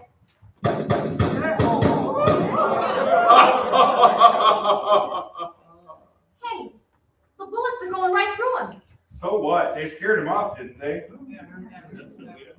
Well, let's face it, Sarge. That was a real ghost. Yeah, I don't believe it, but I saw it. Hey, what if he comes back? Well, and we gotta scare him again. Scare a ghost? Sure, and this time scare him good. Now listen, you guys, I got an idea. We put on our gas masks, take the sheets and wrap them up around us, and when he comes back,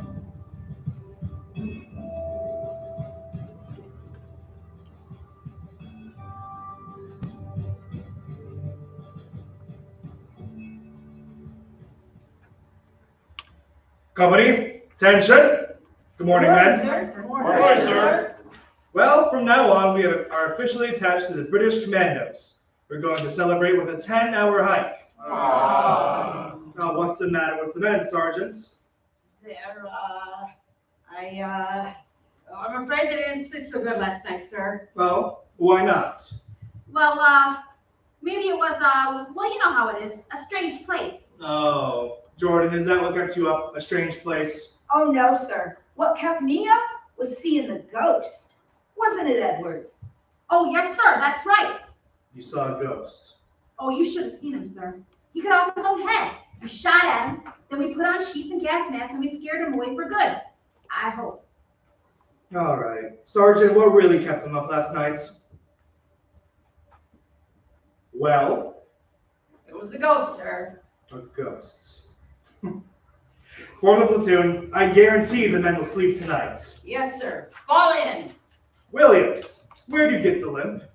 It's nothing, sir. I was running up the stairs. Chased by the ghost? Oh, no, sir. I was chasing him. Well, you can chase yourself right back into that castle and spend the next 10 hours sweeping the floors. Yes, sir.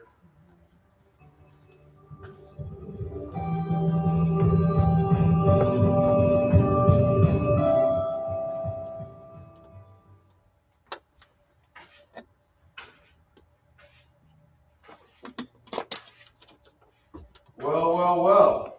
Hello there, lady. Oh, it's you. Well, who did you think it was? I'm just taking these onions into the pantry. Really? Then why did you take that great circle route? Oh, I just thought the mess sergeant might like some onions. I'm a brownie, and brownies raise onions. Oh, come on now. You were afraid I was a ghost. So what if I was? Well, he's nothing to be afraid of. Did he come last night? Sure. And we chased him right up the chimney. Oh, you didn't. Oh, you think I'm kidding, huh? Well, we'll ask the foxy old grandpa himself. Who? The ghost. Oh, that won't be necessary. Let's see,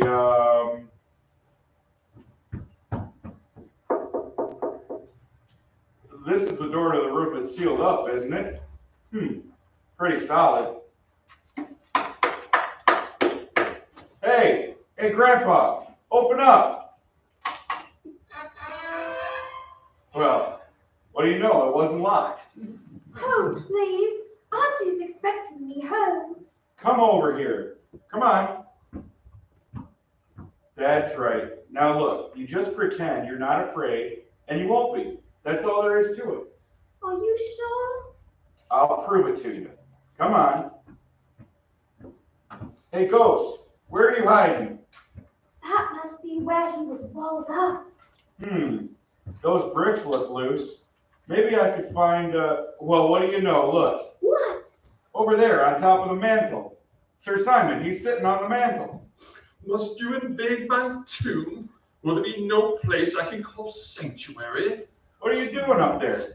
Trying to keep out the draughts. Have a slight head cold. Well, get down here. There's someone I want you to meet. I have already met your colonial ruffians. They pursued me through the halls like ghosts. Humans. Now, nobody's gonna hurt you, Grandpa. I want you to meet Lady Jessica. Lady, Sir Simon the Ghost. Milady? How do you do? Not well at all, thank you. Bless you. Thank you. Atta girl. She's been scared stiff of you, and I just wanted to show her that you wouldn't hurt a flea. Sir, my record speaks for itself. An unbroken reign of terror for 3 centuries. Record or no record, as long as her ladyship's around, you gotta behave yourself. It is absurd asking me to behave myself. Quite absurd. I must rattle my chains and groan through keyholes. I must gibber from the old window on the first and third Wednesdays of every month. It is my solemn duty to haunt these halls. No, that's just a lot of ectoplasm. But Cuffy, he's a family ghost. Americans, child. What would a people without ancestors know about ghosts? Now, wait a minute. You never heard of the Headless Horseman, or Red Grange, the Galloping Ghost, or Mrs. Pruneface? Provincial stuff. Spirits without a crest or title. Titles? Well, what about Count Basie, Duke Ellington, the Sultan of Swat? Nobility and a democracy? Balderdash. But Sir Simon, we've had democracy here in England ever since the Magna Carta. Madame, I have never chosen to recognize it. But you should, Sir Simon. That's what we're fighting this war about. That's the stuff, milady. See, you're not afraid a bit. Oh. Well, now that you 2 Cantervilles are acquainted, you must have a lot of family matters to gab about. So I'll get on with my cleaning. You sure you're all right, milady? Yes, thank you. I'll see you later. Unless you'd rather be alone. Oh, no. Pray sit down. I've forgotten my manners. Well, if I may say so, you could have been a little more polite to Cuffy just now. After what he and his band of hooligans did to me, I may have very little else, but I still have my pride. But you frightened them. I must frighten people. I have a reputation to uphold. The most fearsome phantom in all England. Cuffy told me they chased you up a chimney last night. That's because they wore those ghastly masks and shrouds. Lady Jessica, I can pretend no longer. Since last night, 'tis I who am frightened. 'Tis I who tremble at the slightest noise. Oh, you poor ghost. Do you know what it means to be a ghost?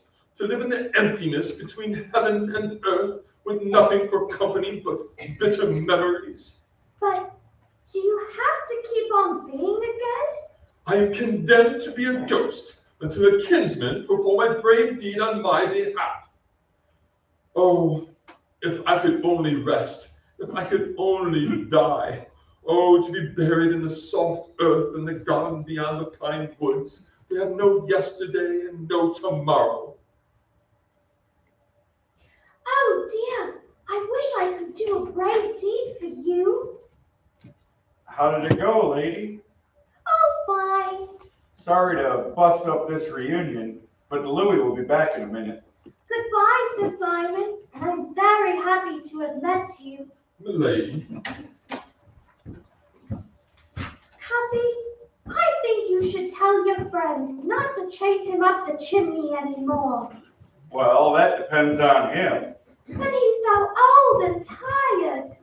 Oh! Hey, take it easy. I stumbled on my shoelace. It's untied. Stand still. I'll tie it for you. Cuffy! What? What's that on your neck? That mark? Oh, that's just a birthmark. Hey, where are you going? There's something I must tell Sir Simon. It's very important. I've got to tell him. Sir Simon! Are you back so soon, milady? Cuffy has the same Canterville birthmark on his neck. What?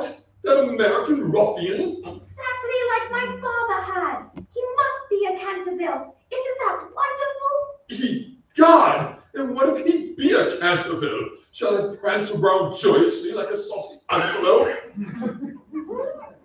But Sir Simon, if Cuffy's a Canterville, and if he does a brave deed for you, he can save you, can't he? Can it be that they have concealed from thee why I am still here? Dost fancy 'tis merely because I cannot find a kinsman?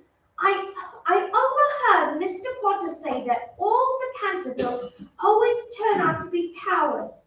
But that isn't true, is it? Cowards? Gross flattery.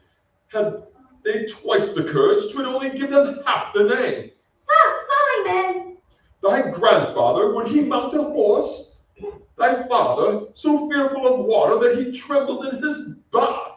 Or thyself, swooning at the mere sight of my shadow? Easy now. It's your family trait too, Sir Simon. Only too well do I know it. But Cuffy can save you, I know it. It isn't true that all Cantervilles have to be cowards. I was a coward, wasn't I? I was frightened to death of you, and now look at me. I'm not afraid of you in the least. Don't you see, Sir Simon? Nay, ill-fated is the Canterville blood and bones. It isn't in my blood and bones, Sir Simon, and it isn't in Cuffy's. Oh, Sir Simon, I'll arrange for you two to meet again tonight, in the garden beyond the pine woods. And if it turns out he's a Canterville, my goodness, then you'll be able to sleep at last. Very well, my child. At 7, I gibber in the portrait gallery, following which I practice horrible hallucinations. If these go well, I'll meet thee in the garden shortly before 8.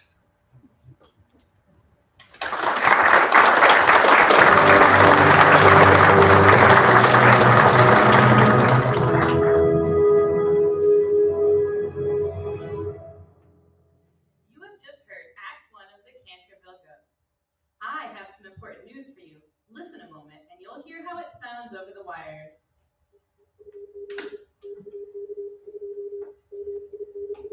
The telegraph is saying just 3 words. Here's what they are. New Quick Lux. Yes, that's our big news for millions of housewives. News about a marvelous new Quick Lux that suds with almost unbelievable speed. You probably thought Lux Flakes just couldn't be improved. I've heard lots of women say just that. It's so safe, so gentle, so easy on your hands or your clothes, we couldn't make it milder. Here's what scientists working for years in the laboratories have done. They've found a way to speed up Lux Flakes. They've added an ingredient costing many thousands of dollars a year, which makes new Quick Lux give you suds in a second. So fast, well, it's almost unbelievable. You'll think so too when you pour out these delicate, sheer flakes. Why, you turn on the water and they bubble into suds like veritable magic. In water as cool as your hand, new Quick Lux dissolves 3 times faster than any of 10 other leading soaps tested. Flakes, chips, beads, or bars. Yet you can get this wonderful new Quick Lux at no extra cost. Here's another grand point. New Quick Lux goes further. Gives more suds ounce for ounce than any of these other soaps. It's so thrifty to use and it's so gentle, so safe for everything in water. Why not stop at your grocer's tomorrow and say, new Quick Lux, please? Your grocer has it. It's in the same familiar box, but it's the wonderful new Quick Lux Flakes. It suds faster, it's thrifty, it's so safe, you'll love it. And now we present Act 2 of The Canterville Ghost. Nighttime envelops Canterville Castle. In the garden beyond the pine woods, Lady Jessica and Copy Williams patiently await the ghost of Sir Simon. Suddenly, Jessica sees a faint phosphorescent glow. Her face brightens in response. Here we are, Sir Simon. See, I brought him. Hiya, Sir Simon. Well, what's cooking? Cooking? Yeah. I mean, what's all the mystery? Go on, Sir Simon. Ask him. Well, tell me, prithee, dost thou by any miracle remember aught of thine ancestors? Ancestors? Well, my old man would never look his up. Said he was afraid one might turn up that ended up in the hot seat. Hot seat? Nowadays, England and America have everything in common, except of course the language. Please think, Happy, and try to remember. Well, I had an Aunt Martha. She was a little wacky on the subject. Traced my mother's family tree back to some guy that landed in Massachusetts. It's way, way back. Name was Marmalade? No. Morrissey? No. Marmaduke. That's the same Marmaduke who fled to Salem after Cromwell scattered the chivalry of England to the four winds. Oh, Sir Simon. You knew him? The son of my brother, Anthony. Now, take it easy. How do you know it's the same Marmaduke? By the birthmark of the Cantervilles, observed beneath the ruffle of my collar. Holy cats, a birthmark, the same as mine. Now show me thine, please. Holy cats indeed! What did I tell you? Well, I'll be. Well, that makes me your, Nephew. Great nephew. Aye, thou art a kinsman who can free me from my earthly bonds. Huh? By performing a brave deed in his name. You mean that's all I have to do? Thou art a Canterville, the bluest blood in all broad England. Wouldst thou take my signet ring and carry it into battle on my behalf? You must help him, Cappy. He's so old and sleepy. Okay, it's a deal. The first time they turn me loose on those Nazis. I shall be everlastingly grateful, nephew. I too. Thumbs up, Uncle. It's in the bag. Good night, Sir Simon. Good night. Godspeed. Oh, Father, grant that he be not like the others.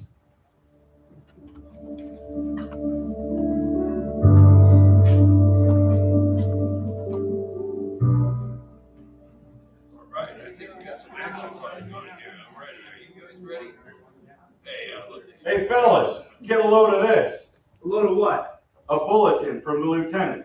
Listen to this.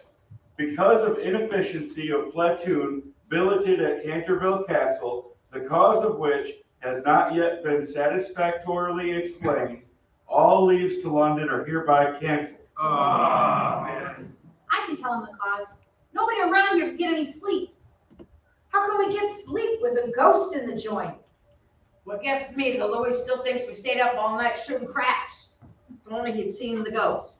Harmless, huh? He just ruined our weekend. Well, he's just doing his job. A ghost has to groan through keychains and keyholes and rattle chains. Why, the sudden sympathy? Well, I got a sort of personal interest in him. Gentlemen, I have every reason to believe that I am the long-lost Duke of Canterville, the bluest blood in all of England. Wow. The Duke of Canterville yet, eh? Seems to me I've seen you in the induction center, buddy. If I were you, I'd be careful what I said and did, see? Like what? Well, like loafing on my lawn and talking before you're talking to. So this is your private lawn, eh, Dookie? Yeah. Only you can lie on it? Yeah. Excuse me, Your Grace. Then lie on it! Yeah, here we go. Get it down. Sit down, Eddie, and let us remove his royal breeches. Old English custom. Yeah, the Vincent the Duke. I got it. Here's his pants. Okay, Dookie, you get up now. Hey, fellas, look. Company is coming. Lady Jessica the Dame. Hey, give me my pants. I'll get behind this copy. Gather around him, gents. The Dame's coming. Good afternoon, everybody. Hello. This is my aunt, Mrs. Pulverdine. Hello. How do you do? Cappy, won't you come and meet my aunt? Well, if you don't mind, I'd rather meet her from back here. How do you do?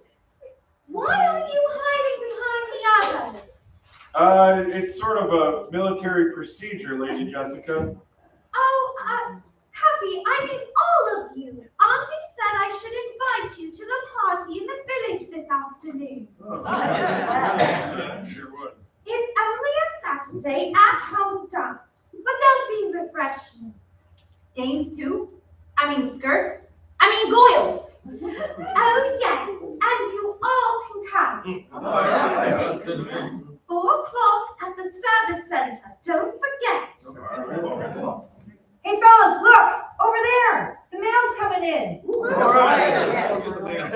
clothes. Wait, my pants. Auntie, look at Cuffy! Well, what sort of a uniform is that? Why, Cuffy's wearing a kilt! Oh.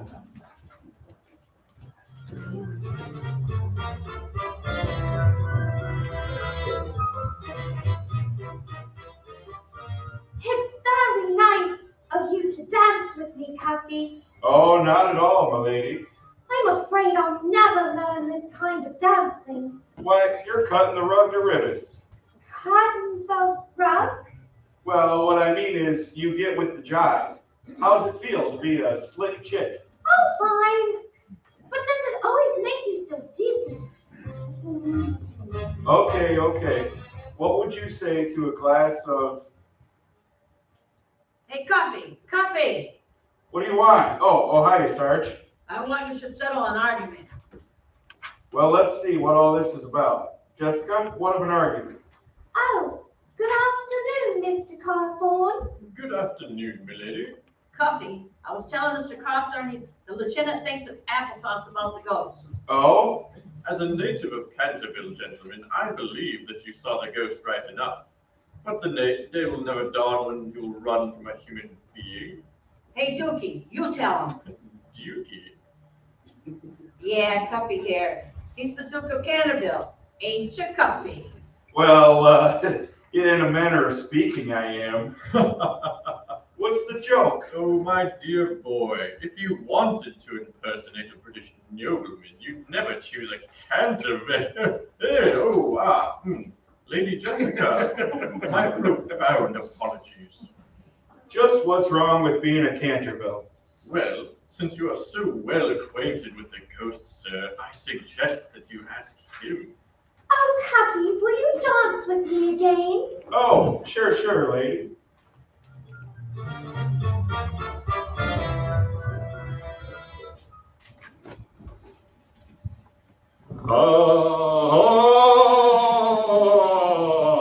Sir Simon, cut it out, will you? Oh, who's that? It's me, Cuffy. I've been looking for you since midnight. Where have you been? In the North Parapet, gibbering. I'm sorry you overheard. I'm in poor voice tonight. Look, if you're supposed to hang around here until a Canterville does a brave deed for you, how come you're still here after 300 years? Oh, I've been waiting for you to ask. You know, at times, someone must have tried to help you. Excuse me, I must really get back to work. Now, wait a minute. Quit stalling. What's wrong with the Cantervilles? If you're trying to hold out on me, I'll... Nay, kinsman, I was merely trying to spare thee. Spare me what? Maybe Go on, spill it. Well, maybe it is better if thine ancestors speak for themselves. Come with me into the portrait gallery.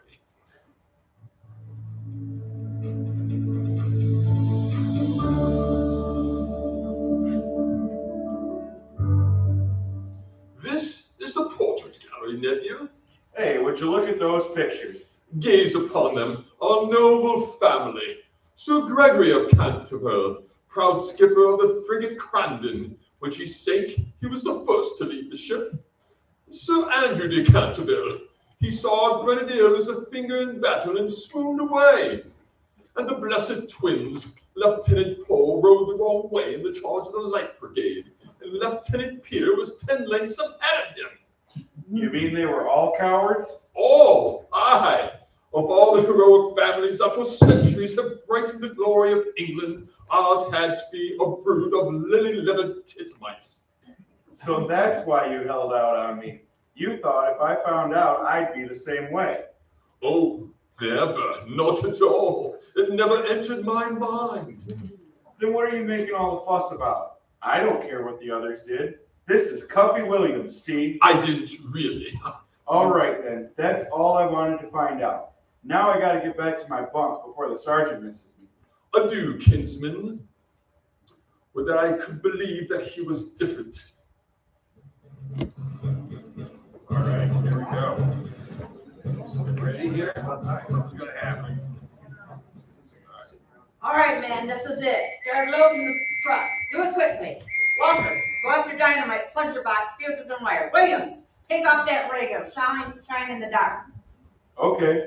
And don't stick it in your pocket if it's worth anything. Well, it is sort of a family heirloom. Better leave it in the castle. Make it snappy. This is it, huh, Sarge? I had not to tell you this, but you'll know soon enough. We're crossing the channel. We're making a raid on the coast of France. All right, let's go. Start bringing up those boxes. Okay, Sarge. Cuffy, you're going away? Looks like it, Lady Jessica. Then maybe you'll have a chance to do a brave deed for Uncle Simon. Listen, lady, I know there's a yellow streak down the family back a mile wide. Sir Simon told me. But you're not going to let it worry you. How do you think it makes me feel? Cuffy, you told me yourself. You don't have to be afraid if you think you're not. Yeah, I know. Cuffy, I believe in you. And if you have any children of your own, I know they'll all believe in you. Children? I haven't any children. I haven't even got a wife. Maybe someday you'll want to marry somebody. Well, that's the last thing on my mind. Now lay off, I gotta get going. Oh, Cuffy! Up to the walls! Our kinsman hies himself to battle. Now, lady. Tears never steal the noble heart of valor. Upon the craven foe our hero's furious might. You're worried. How do you think I feel?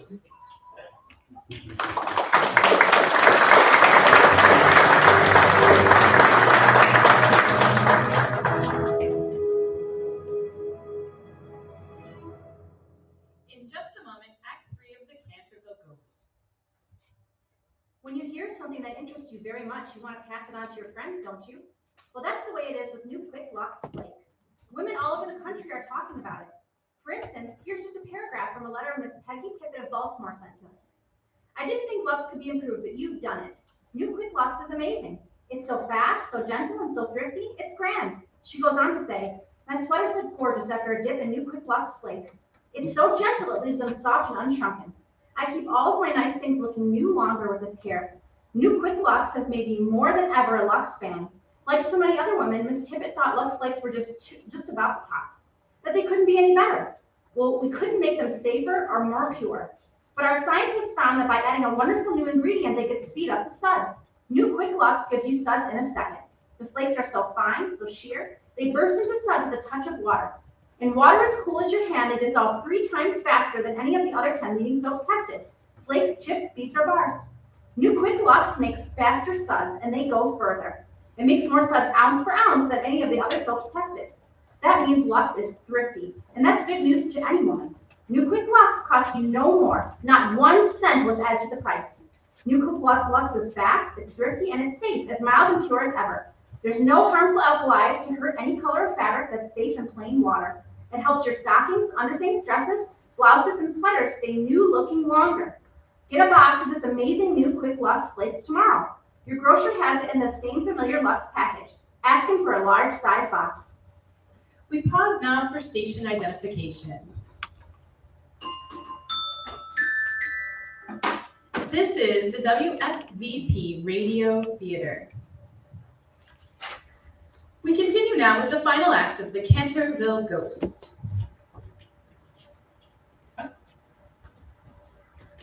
In the black of night, a handful of American Rangers have landed somewhere on the coast of France and are creeping stealthily inland. Back in England, the Canterville Ghost rages in the portrait gallery, bolstering his anemic hopes by hurling defiance at his ancestors. These skulking, cringing, misbegotten peafowl, insults painted upon canvas, ye wretched poltroons! Not for long will I have you leering at me with cynical mockery. Not for long, ye dribble pusses. A kinsman worthy of the name now wears my signet ring in battle. Meanwhile, in the cottage on the castle grounds, a sleepless Lady Jessica bolsters her hopes in the way most mortals do. And please take care of Cuffy, Lord. Don't let him get hurt. And Uncle Simon, he's such a poor, funny old ghost, and he's so tired. Won't you please let Cuffy do a brave deed so he can go to sleep? And please take care of Cuffy. Ye gallery of lily-livered rabbits, ye shake-weed millsops, well mayest thy cower in thy gilded frames, shamed by a colonial, by Cuffy Williams. And as for thee, fat Algernon, who posed for 2 years as a dowager to escape fighting a duel, I spit in thine eye. Poor! Thee, Sir Percival, who fought for 30 years a war without firing a single shot, thee also. Poor! From yonder bunch in yonder room has risen a lion-hearted kinsman. Wait, forsooth, what gleams there in the moonlight? Egads, it's the ring! The signet ring! Imbecile! Doesn't he know he has forgotten it? I must feed it to him before it is too late! Before it is too late! Okay, man, we're in enemy territory. Remember, we're here for one purpose only, to blow up the oil refinery. Got it. The refinery has got to go at 23:50. Check your watches. It's now 23:07. Jordan, Baker, Williams. Yes, sir. Get off the road and set up the machine gun in the ditch. If you see any Jerry's, it's up to you to hold them off until the rest of us get back. Check. Jordan, you'll find telephone wires down the road. Cut them and get back to Cuffy and Baker. Okay, Sarge. See you later, kids. The rest of us will go up this side road. After the explosion, wait until the last man has reached the shore, then join us. Yes, sir. Okay, good luck. Cuffy, Yeah? there's a hill right in back of us. Get up there and keep watch. What about you? I'll set up the machine gun. You see anything, get back here on a double. Okay. Who's that? Who's there? Halt or I'll fire. Allow your bullets, kinsman, 'tis only I. Oh, what the devil are you doing here? You forgot the ring. You left it in the castle. Here, nephew. Oh, get away from me. Put it in thy pocket. Only have it on thy person when the test comes. All right, give it here. Oh, thank you, nephew. Thinkest thou the enemy will come this way? That isn't what's worrying you. Oh, plague. Take it, man. What with half an eye one can see thou hast the curse of St. George. Horse feathers. Get out of here, will you? Well, I only thought that I could bolster you up in case you were a bit squeamish. I want to be squeamish. Hey, Cuffy, Yeah? you all right? Sure. What time is it? 23:50. Who's that thou converse with? Look, Sir Simon, I thought I told you. Zooms! That mighty blast, what was that? The refinery. They've blown it up. Nephew, look. Look down there on the road. Motorcycles. Jerry's. Keep a cool head. Keep a cool head. Cuffy, motorcycles, a patrol. Get down here and hold the ammunition up. Keep a cool head. Keep a cool head. Oh, get out of here. Beat it. Huh? What's the matter with you? Look, Trigger. Jerry's. Lots of them. What are you waiting for? Nothing.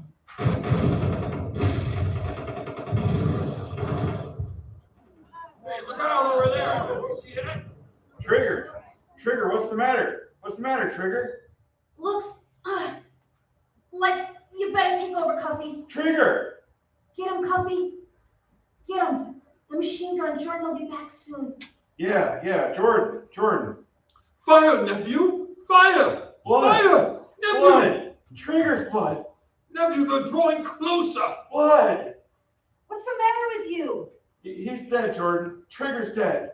Let me have that machine gun. Are you a fool?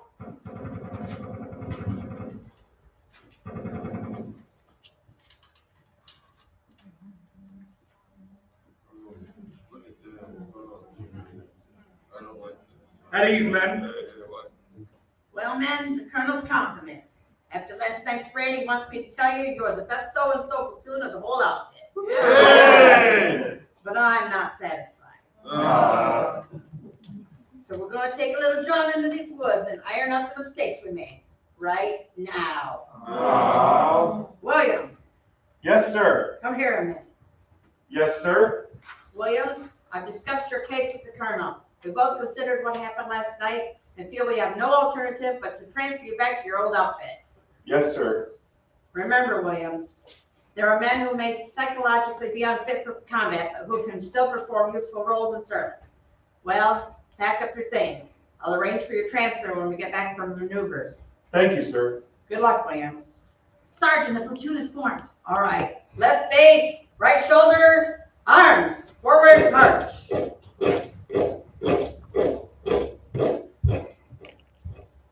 Oh, Cuffy, I've been expecting you all morning. What happened?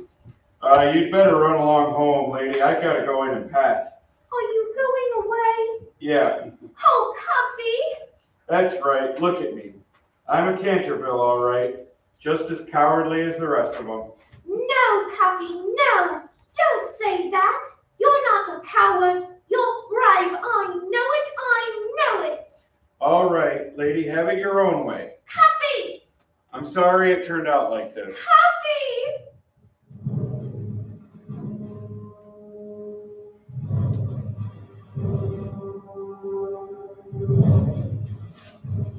Ah, wretched me that I should have pinned my faith again upon a Canterville. Oh, pipe down, Sir Simon, will you? And get off that chandelier. It makes me nervous. Nervous? I can believe that. Oh, shut up. Get out. I gotta pack.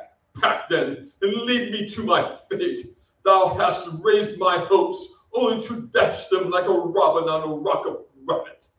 Cuffy! Oh, milady, you can't come in here. I know it's your castle, but, well, this is barracks. There's a parachute. I saw it coming down. Parachute? Maybe a Nazi. Come down with it. Oh, Cuffy, what do we do? Where did you see it? It came down this side of the stone bridge. Where's the stone bridge? Do you know the old side road? No. Then I'll take you there. I know a shortcut. All right, come on. We'll grab a jeep. Hurry. Nephew, wait for me! Wait for me!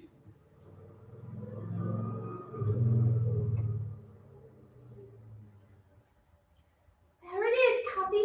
The parachute. Yeah, caught in a tree. I don't see anybody, but you'd better stay here. I'm going to take a look around. Duck down in the jeep now. Duck down. Cuffy, look over there. Huh? Over by the woods. Those men. Who are they? Don't worry about them. They're rangers. Maneuvers. That's where I'd be if I hadn't. Cuffy, what is it? In the bushes. A parachute mine. A bomb. A blockbuster. Oh, let's get out of here. Lady, if that thing goes off, it'll kill every living thing within a half mile. We gotta get... Oh, the rangers. They're scattered all through the woods. They'll be killed. Get back to the castle. Run, quick. Won't you come in? No, I gotta drag it away with the jeep. Dump it over the cliff. Get going now. Run, quick. Hide in the cellar. Run. Lady Jessica. Sir Simon. Where's Cuffy? Has he encountered the enemy? Oh no, Uncle Simon. Cuffy's moving a blockbuster. He's doing the greatest deed there ever was. Egads! Darest I believe it again? Where? This way. Down through here. Oh, save thy breath, child. Look at his quaking knees, his eyes that tremble with the ague, his hands that shrink from contact with the unlethal instrument. No, Uncle, no. Cuffy, you can do it. You're doing the brave deed. I can't touch it. There's a timer on it. The least little jar would set it ticking. Cuffy, you were doing a brave deed, don't you see? You can do it. You don't have to be afraid because you're a Canterville. Look, Cuffy, I'm not afraid of the bomb. Look, Cuffy, I'm kicking it. I'm not afraid of anything because... Good zoons, it's ticking. You started it ticking. Okay, lady, thanks for the lesson. I'm all right now. You run for it. Go on. Get out of here. This thing goes off in 50 seconds. Oh, Cuffy! Hurry! I'm dragging this thing out of here. Go on, milady. Run for it. Nephew, careful. Hop on, Uncle. Keep your eye on that tow chain. Let me know if it slips.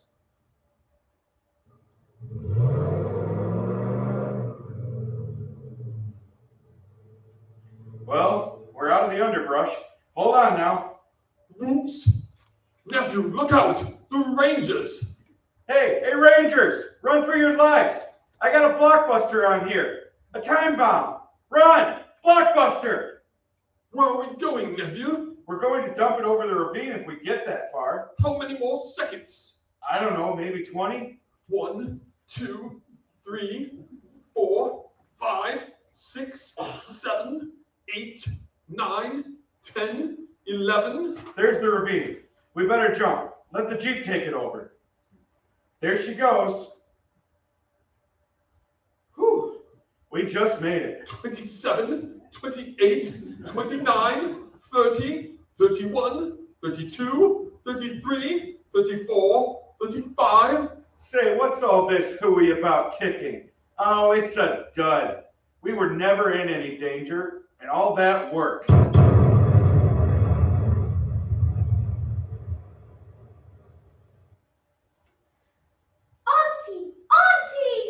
Oh, Jessica, dear. Thank goodness you're all right. It must have been an air raid. No, it was Cuffy. Cuffy? Near the stone bridge. The bomb from a parachute. Cuffy blew it up. Cuffy saved everyone. And if Cuffy didn't get away, then Cuffy's blown up too. Roll out the barrel. We'll have a barrel of fun. Roll out the barrel, we've got the blues on the run. Cuffy! Roll out the barrel, ring out a song of good cheer. Everybody roll a barrel, 'cause the gang's all here. Cuffy, you're alive. What happened? Happened? I just dumped that cockeyed thing right in the ravine.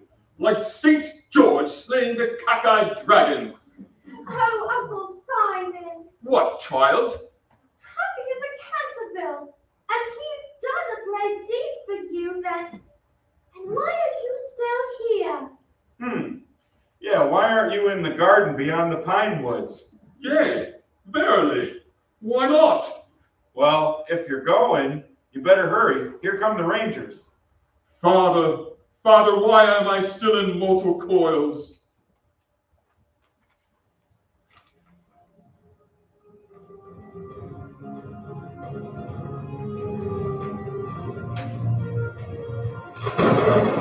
Look at Uncle Simon. He's glowing.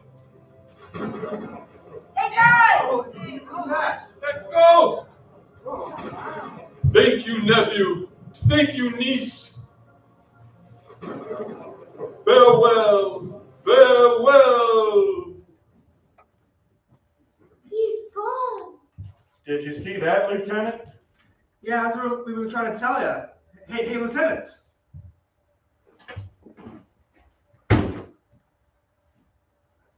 Hey, guys. The Louis fainted.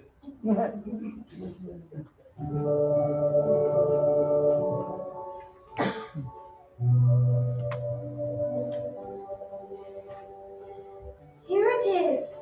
Uncle Simon's grave. The garden beyond the pine woods. Looks like a mighty restful place. Isn't it nice that he can have a little plot to call his own? And a headstone of his own, too? Well, that was the Rangers' idea. We had it inscribed, see? Sir Simon de Canterville, 1603 to 1942. Gee, that certainly is a long time to go without sleep. Yes, but you nearly always have to wait for something you want very much, Cuffy. Huh? How old are you? How old? Why? I shall be 8 in May.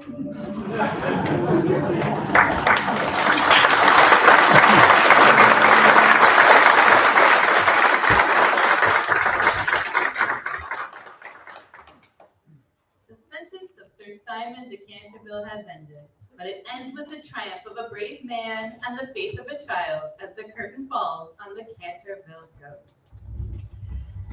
This concludes the WFVP radio show production of the 1945 Lux Radio Theater adaptation of The Canterville Ghost.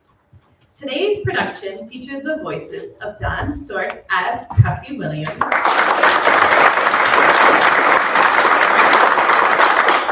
Laura Slack as Lady Jessica DeCamp,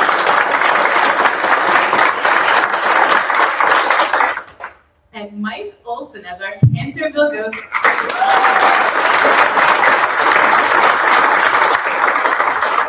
Additional voices provided by Cody Harris, Calvin Ito, Katie Langell, Tim Norrington, Elijah Olson, Tina Olson, Jerry Smith, and Liza Terrell. Our sound effects Foley artist was Jenny Ross. Our show's director and producer was Kevin Emmons.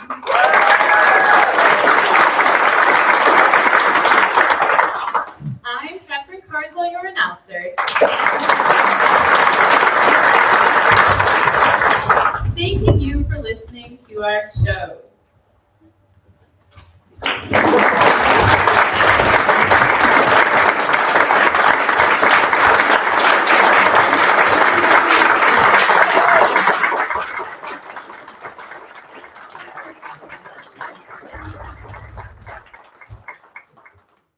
Please visit our website at fentontheater.org to learn about our upcoming shows for the rest of our 50th anniversary season. Next on stage is The Haunting of Hill House, directed by Daniel Reagan, with Shannon Emmons as a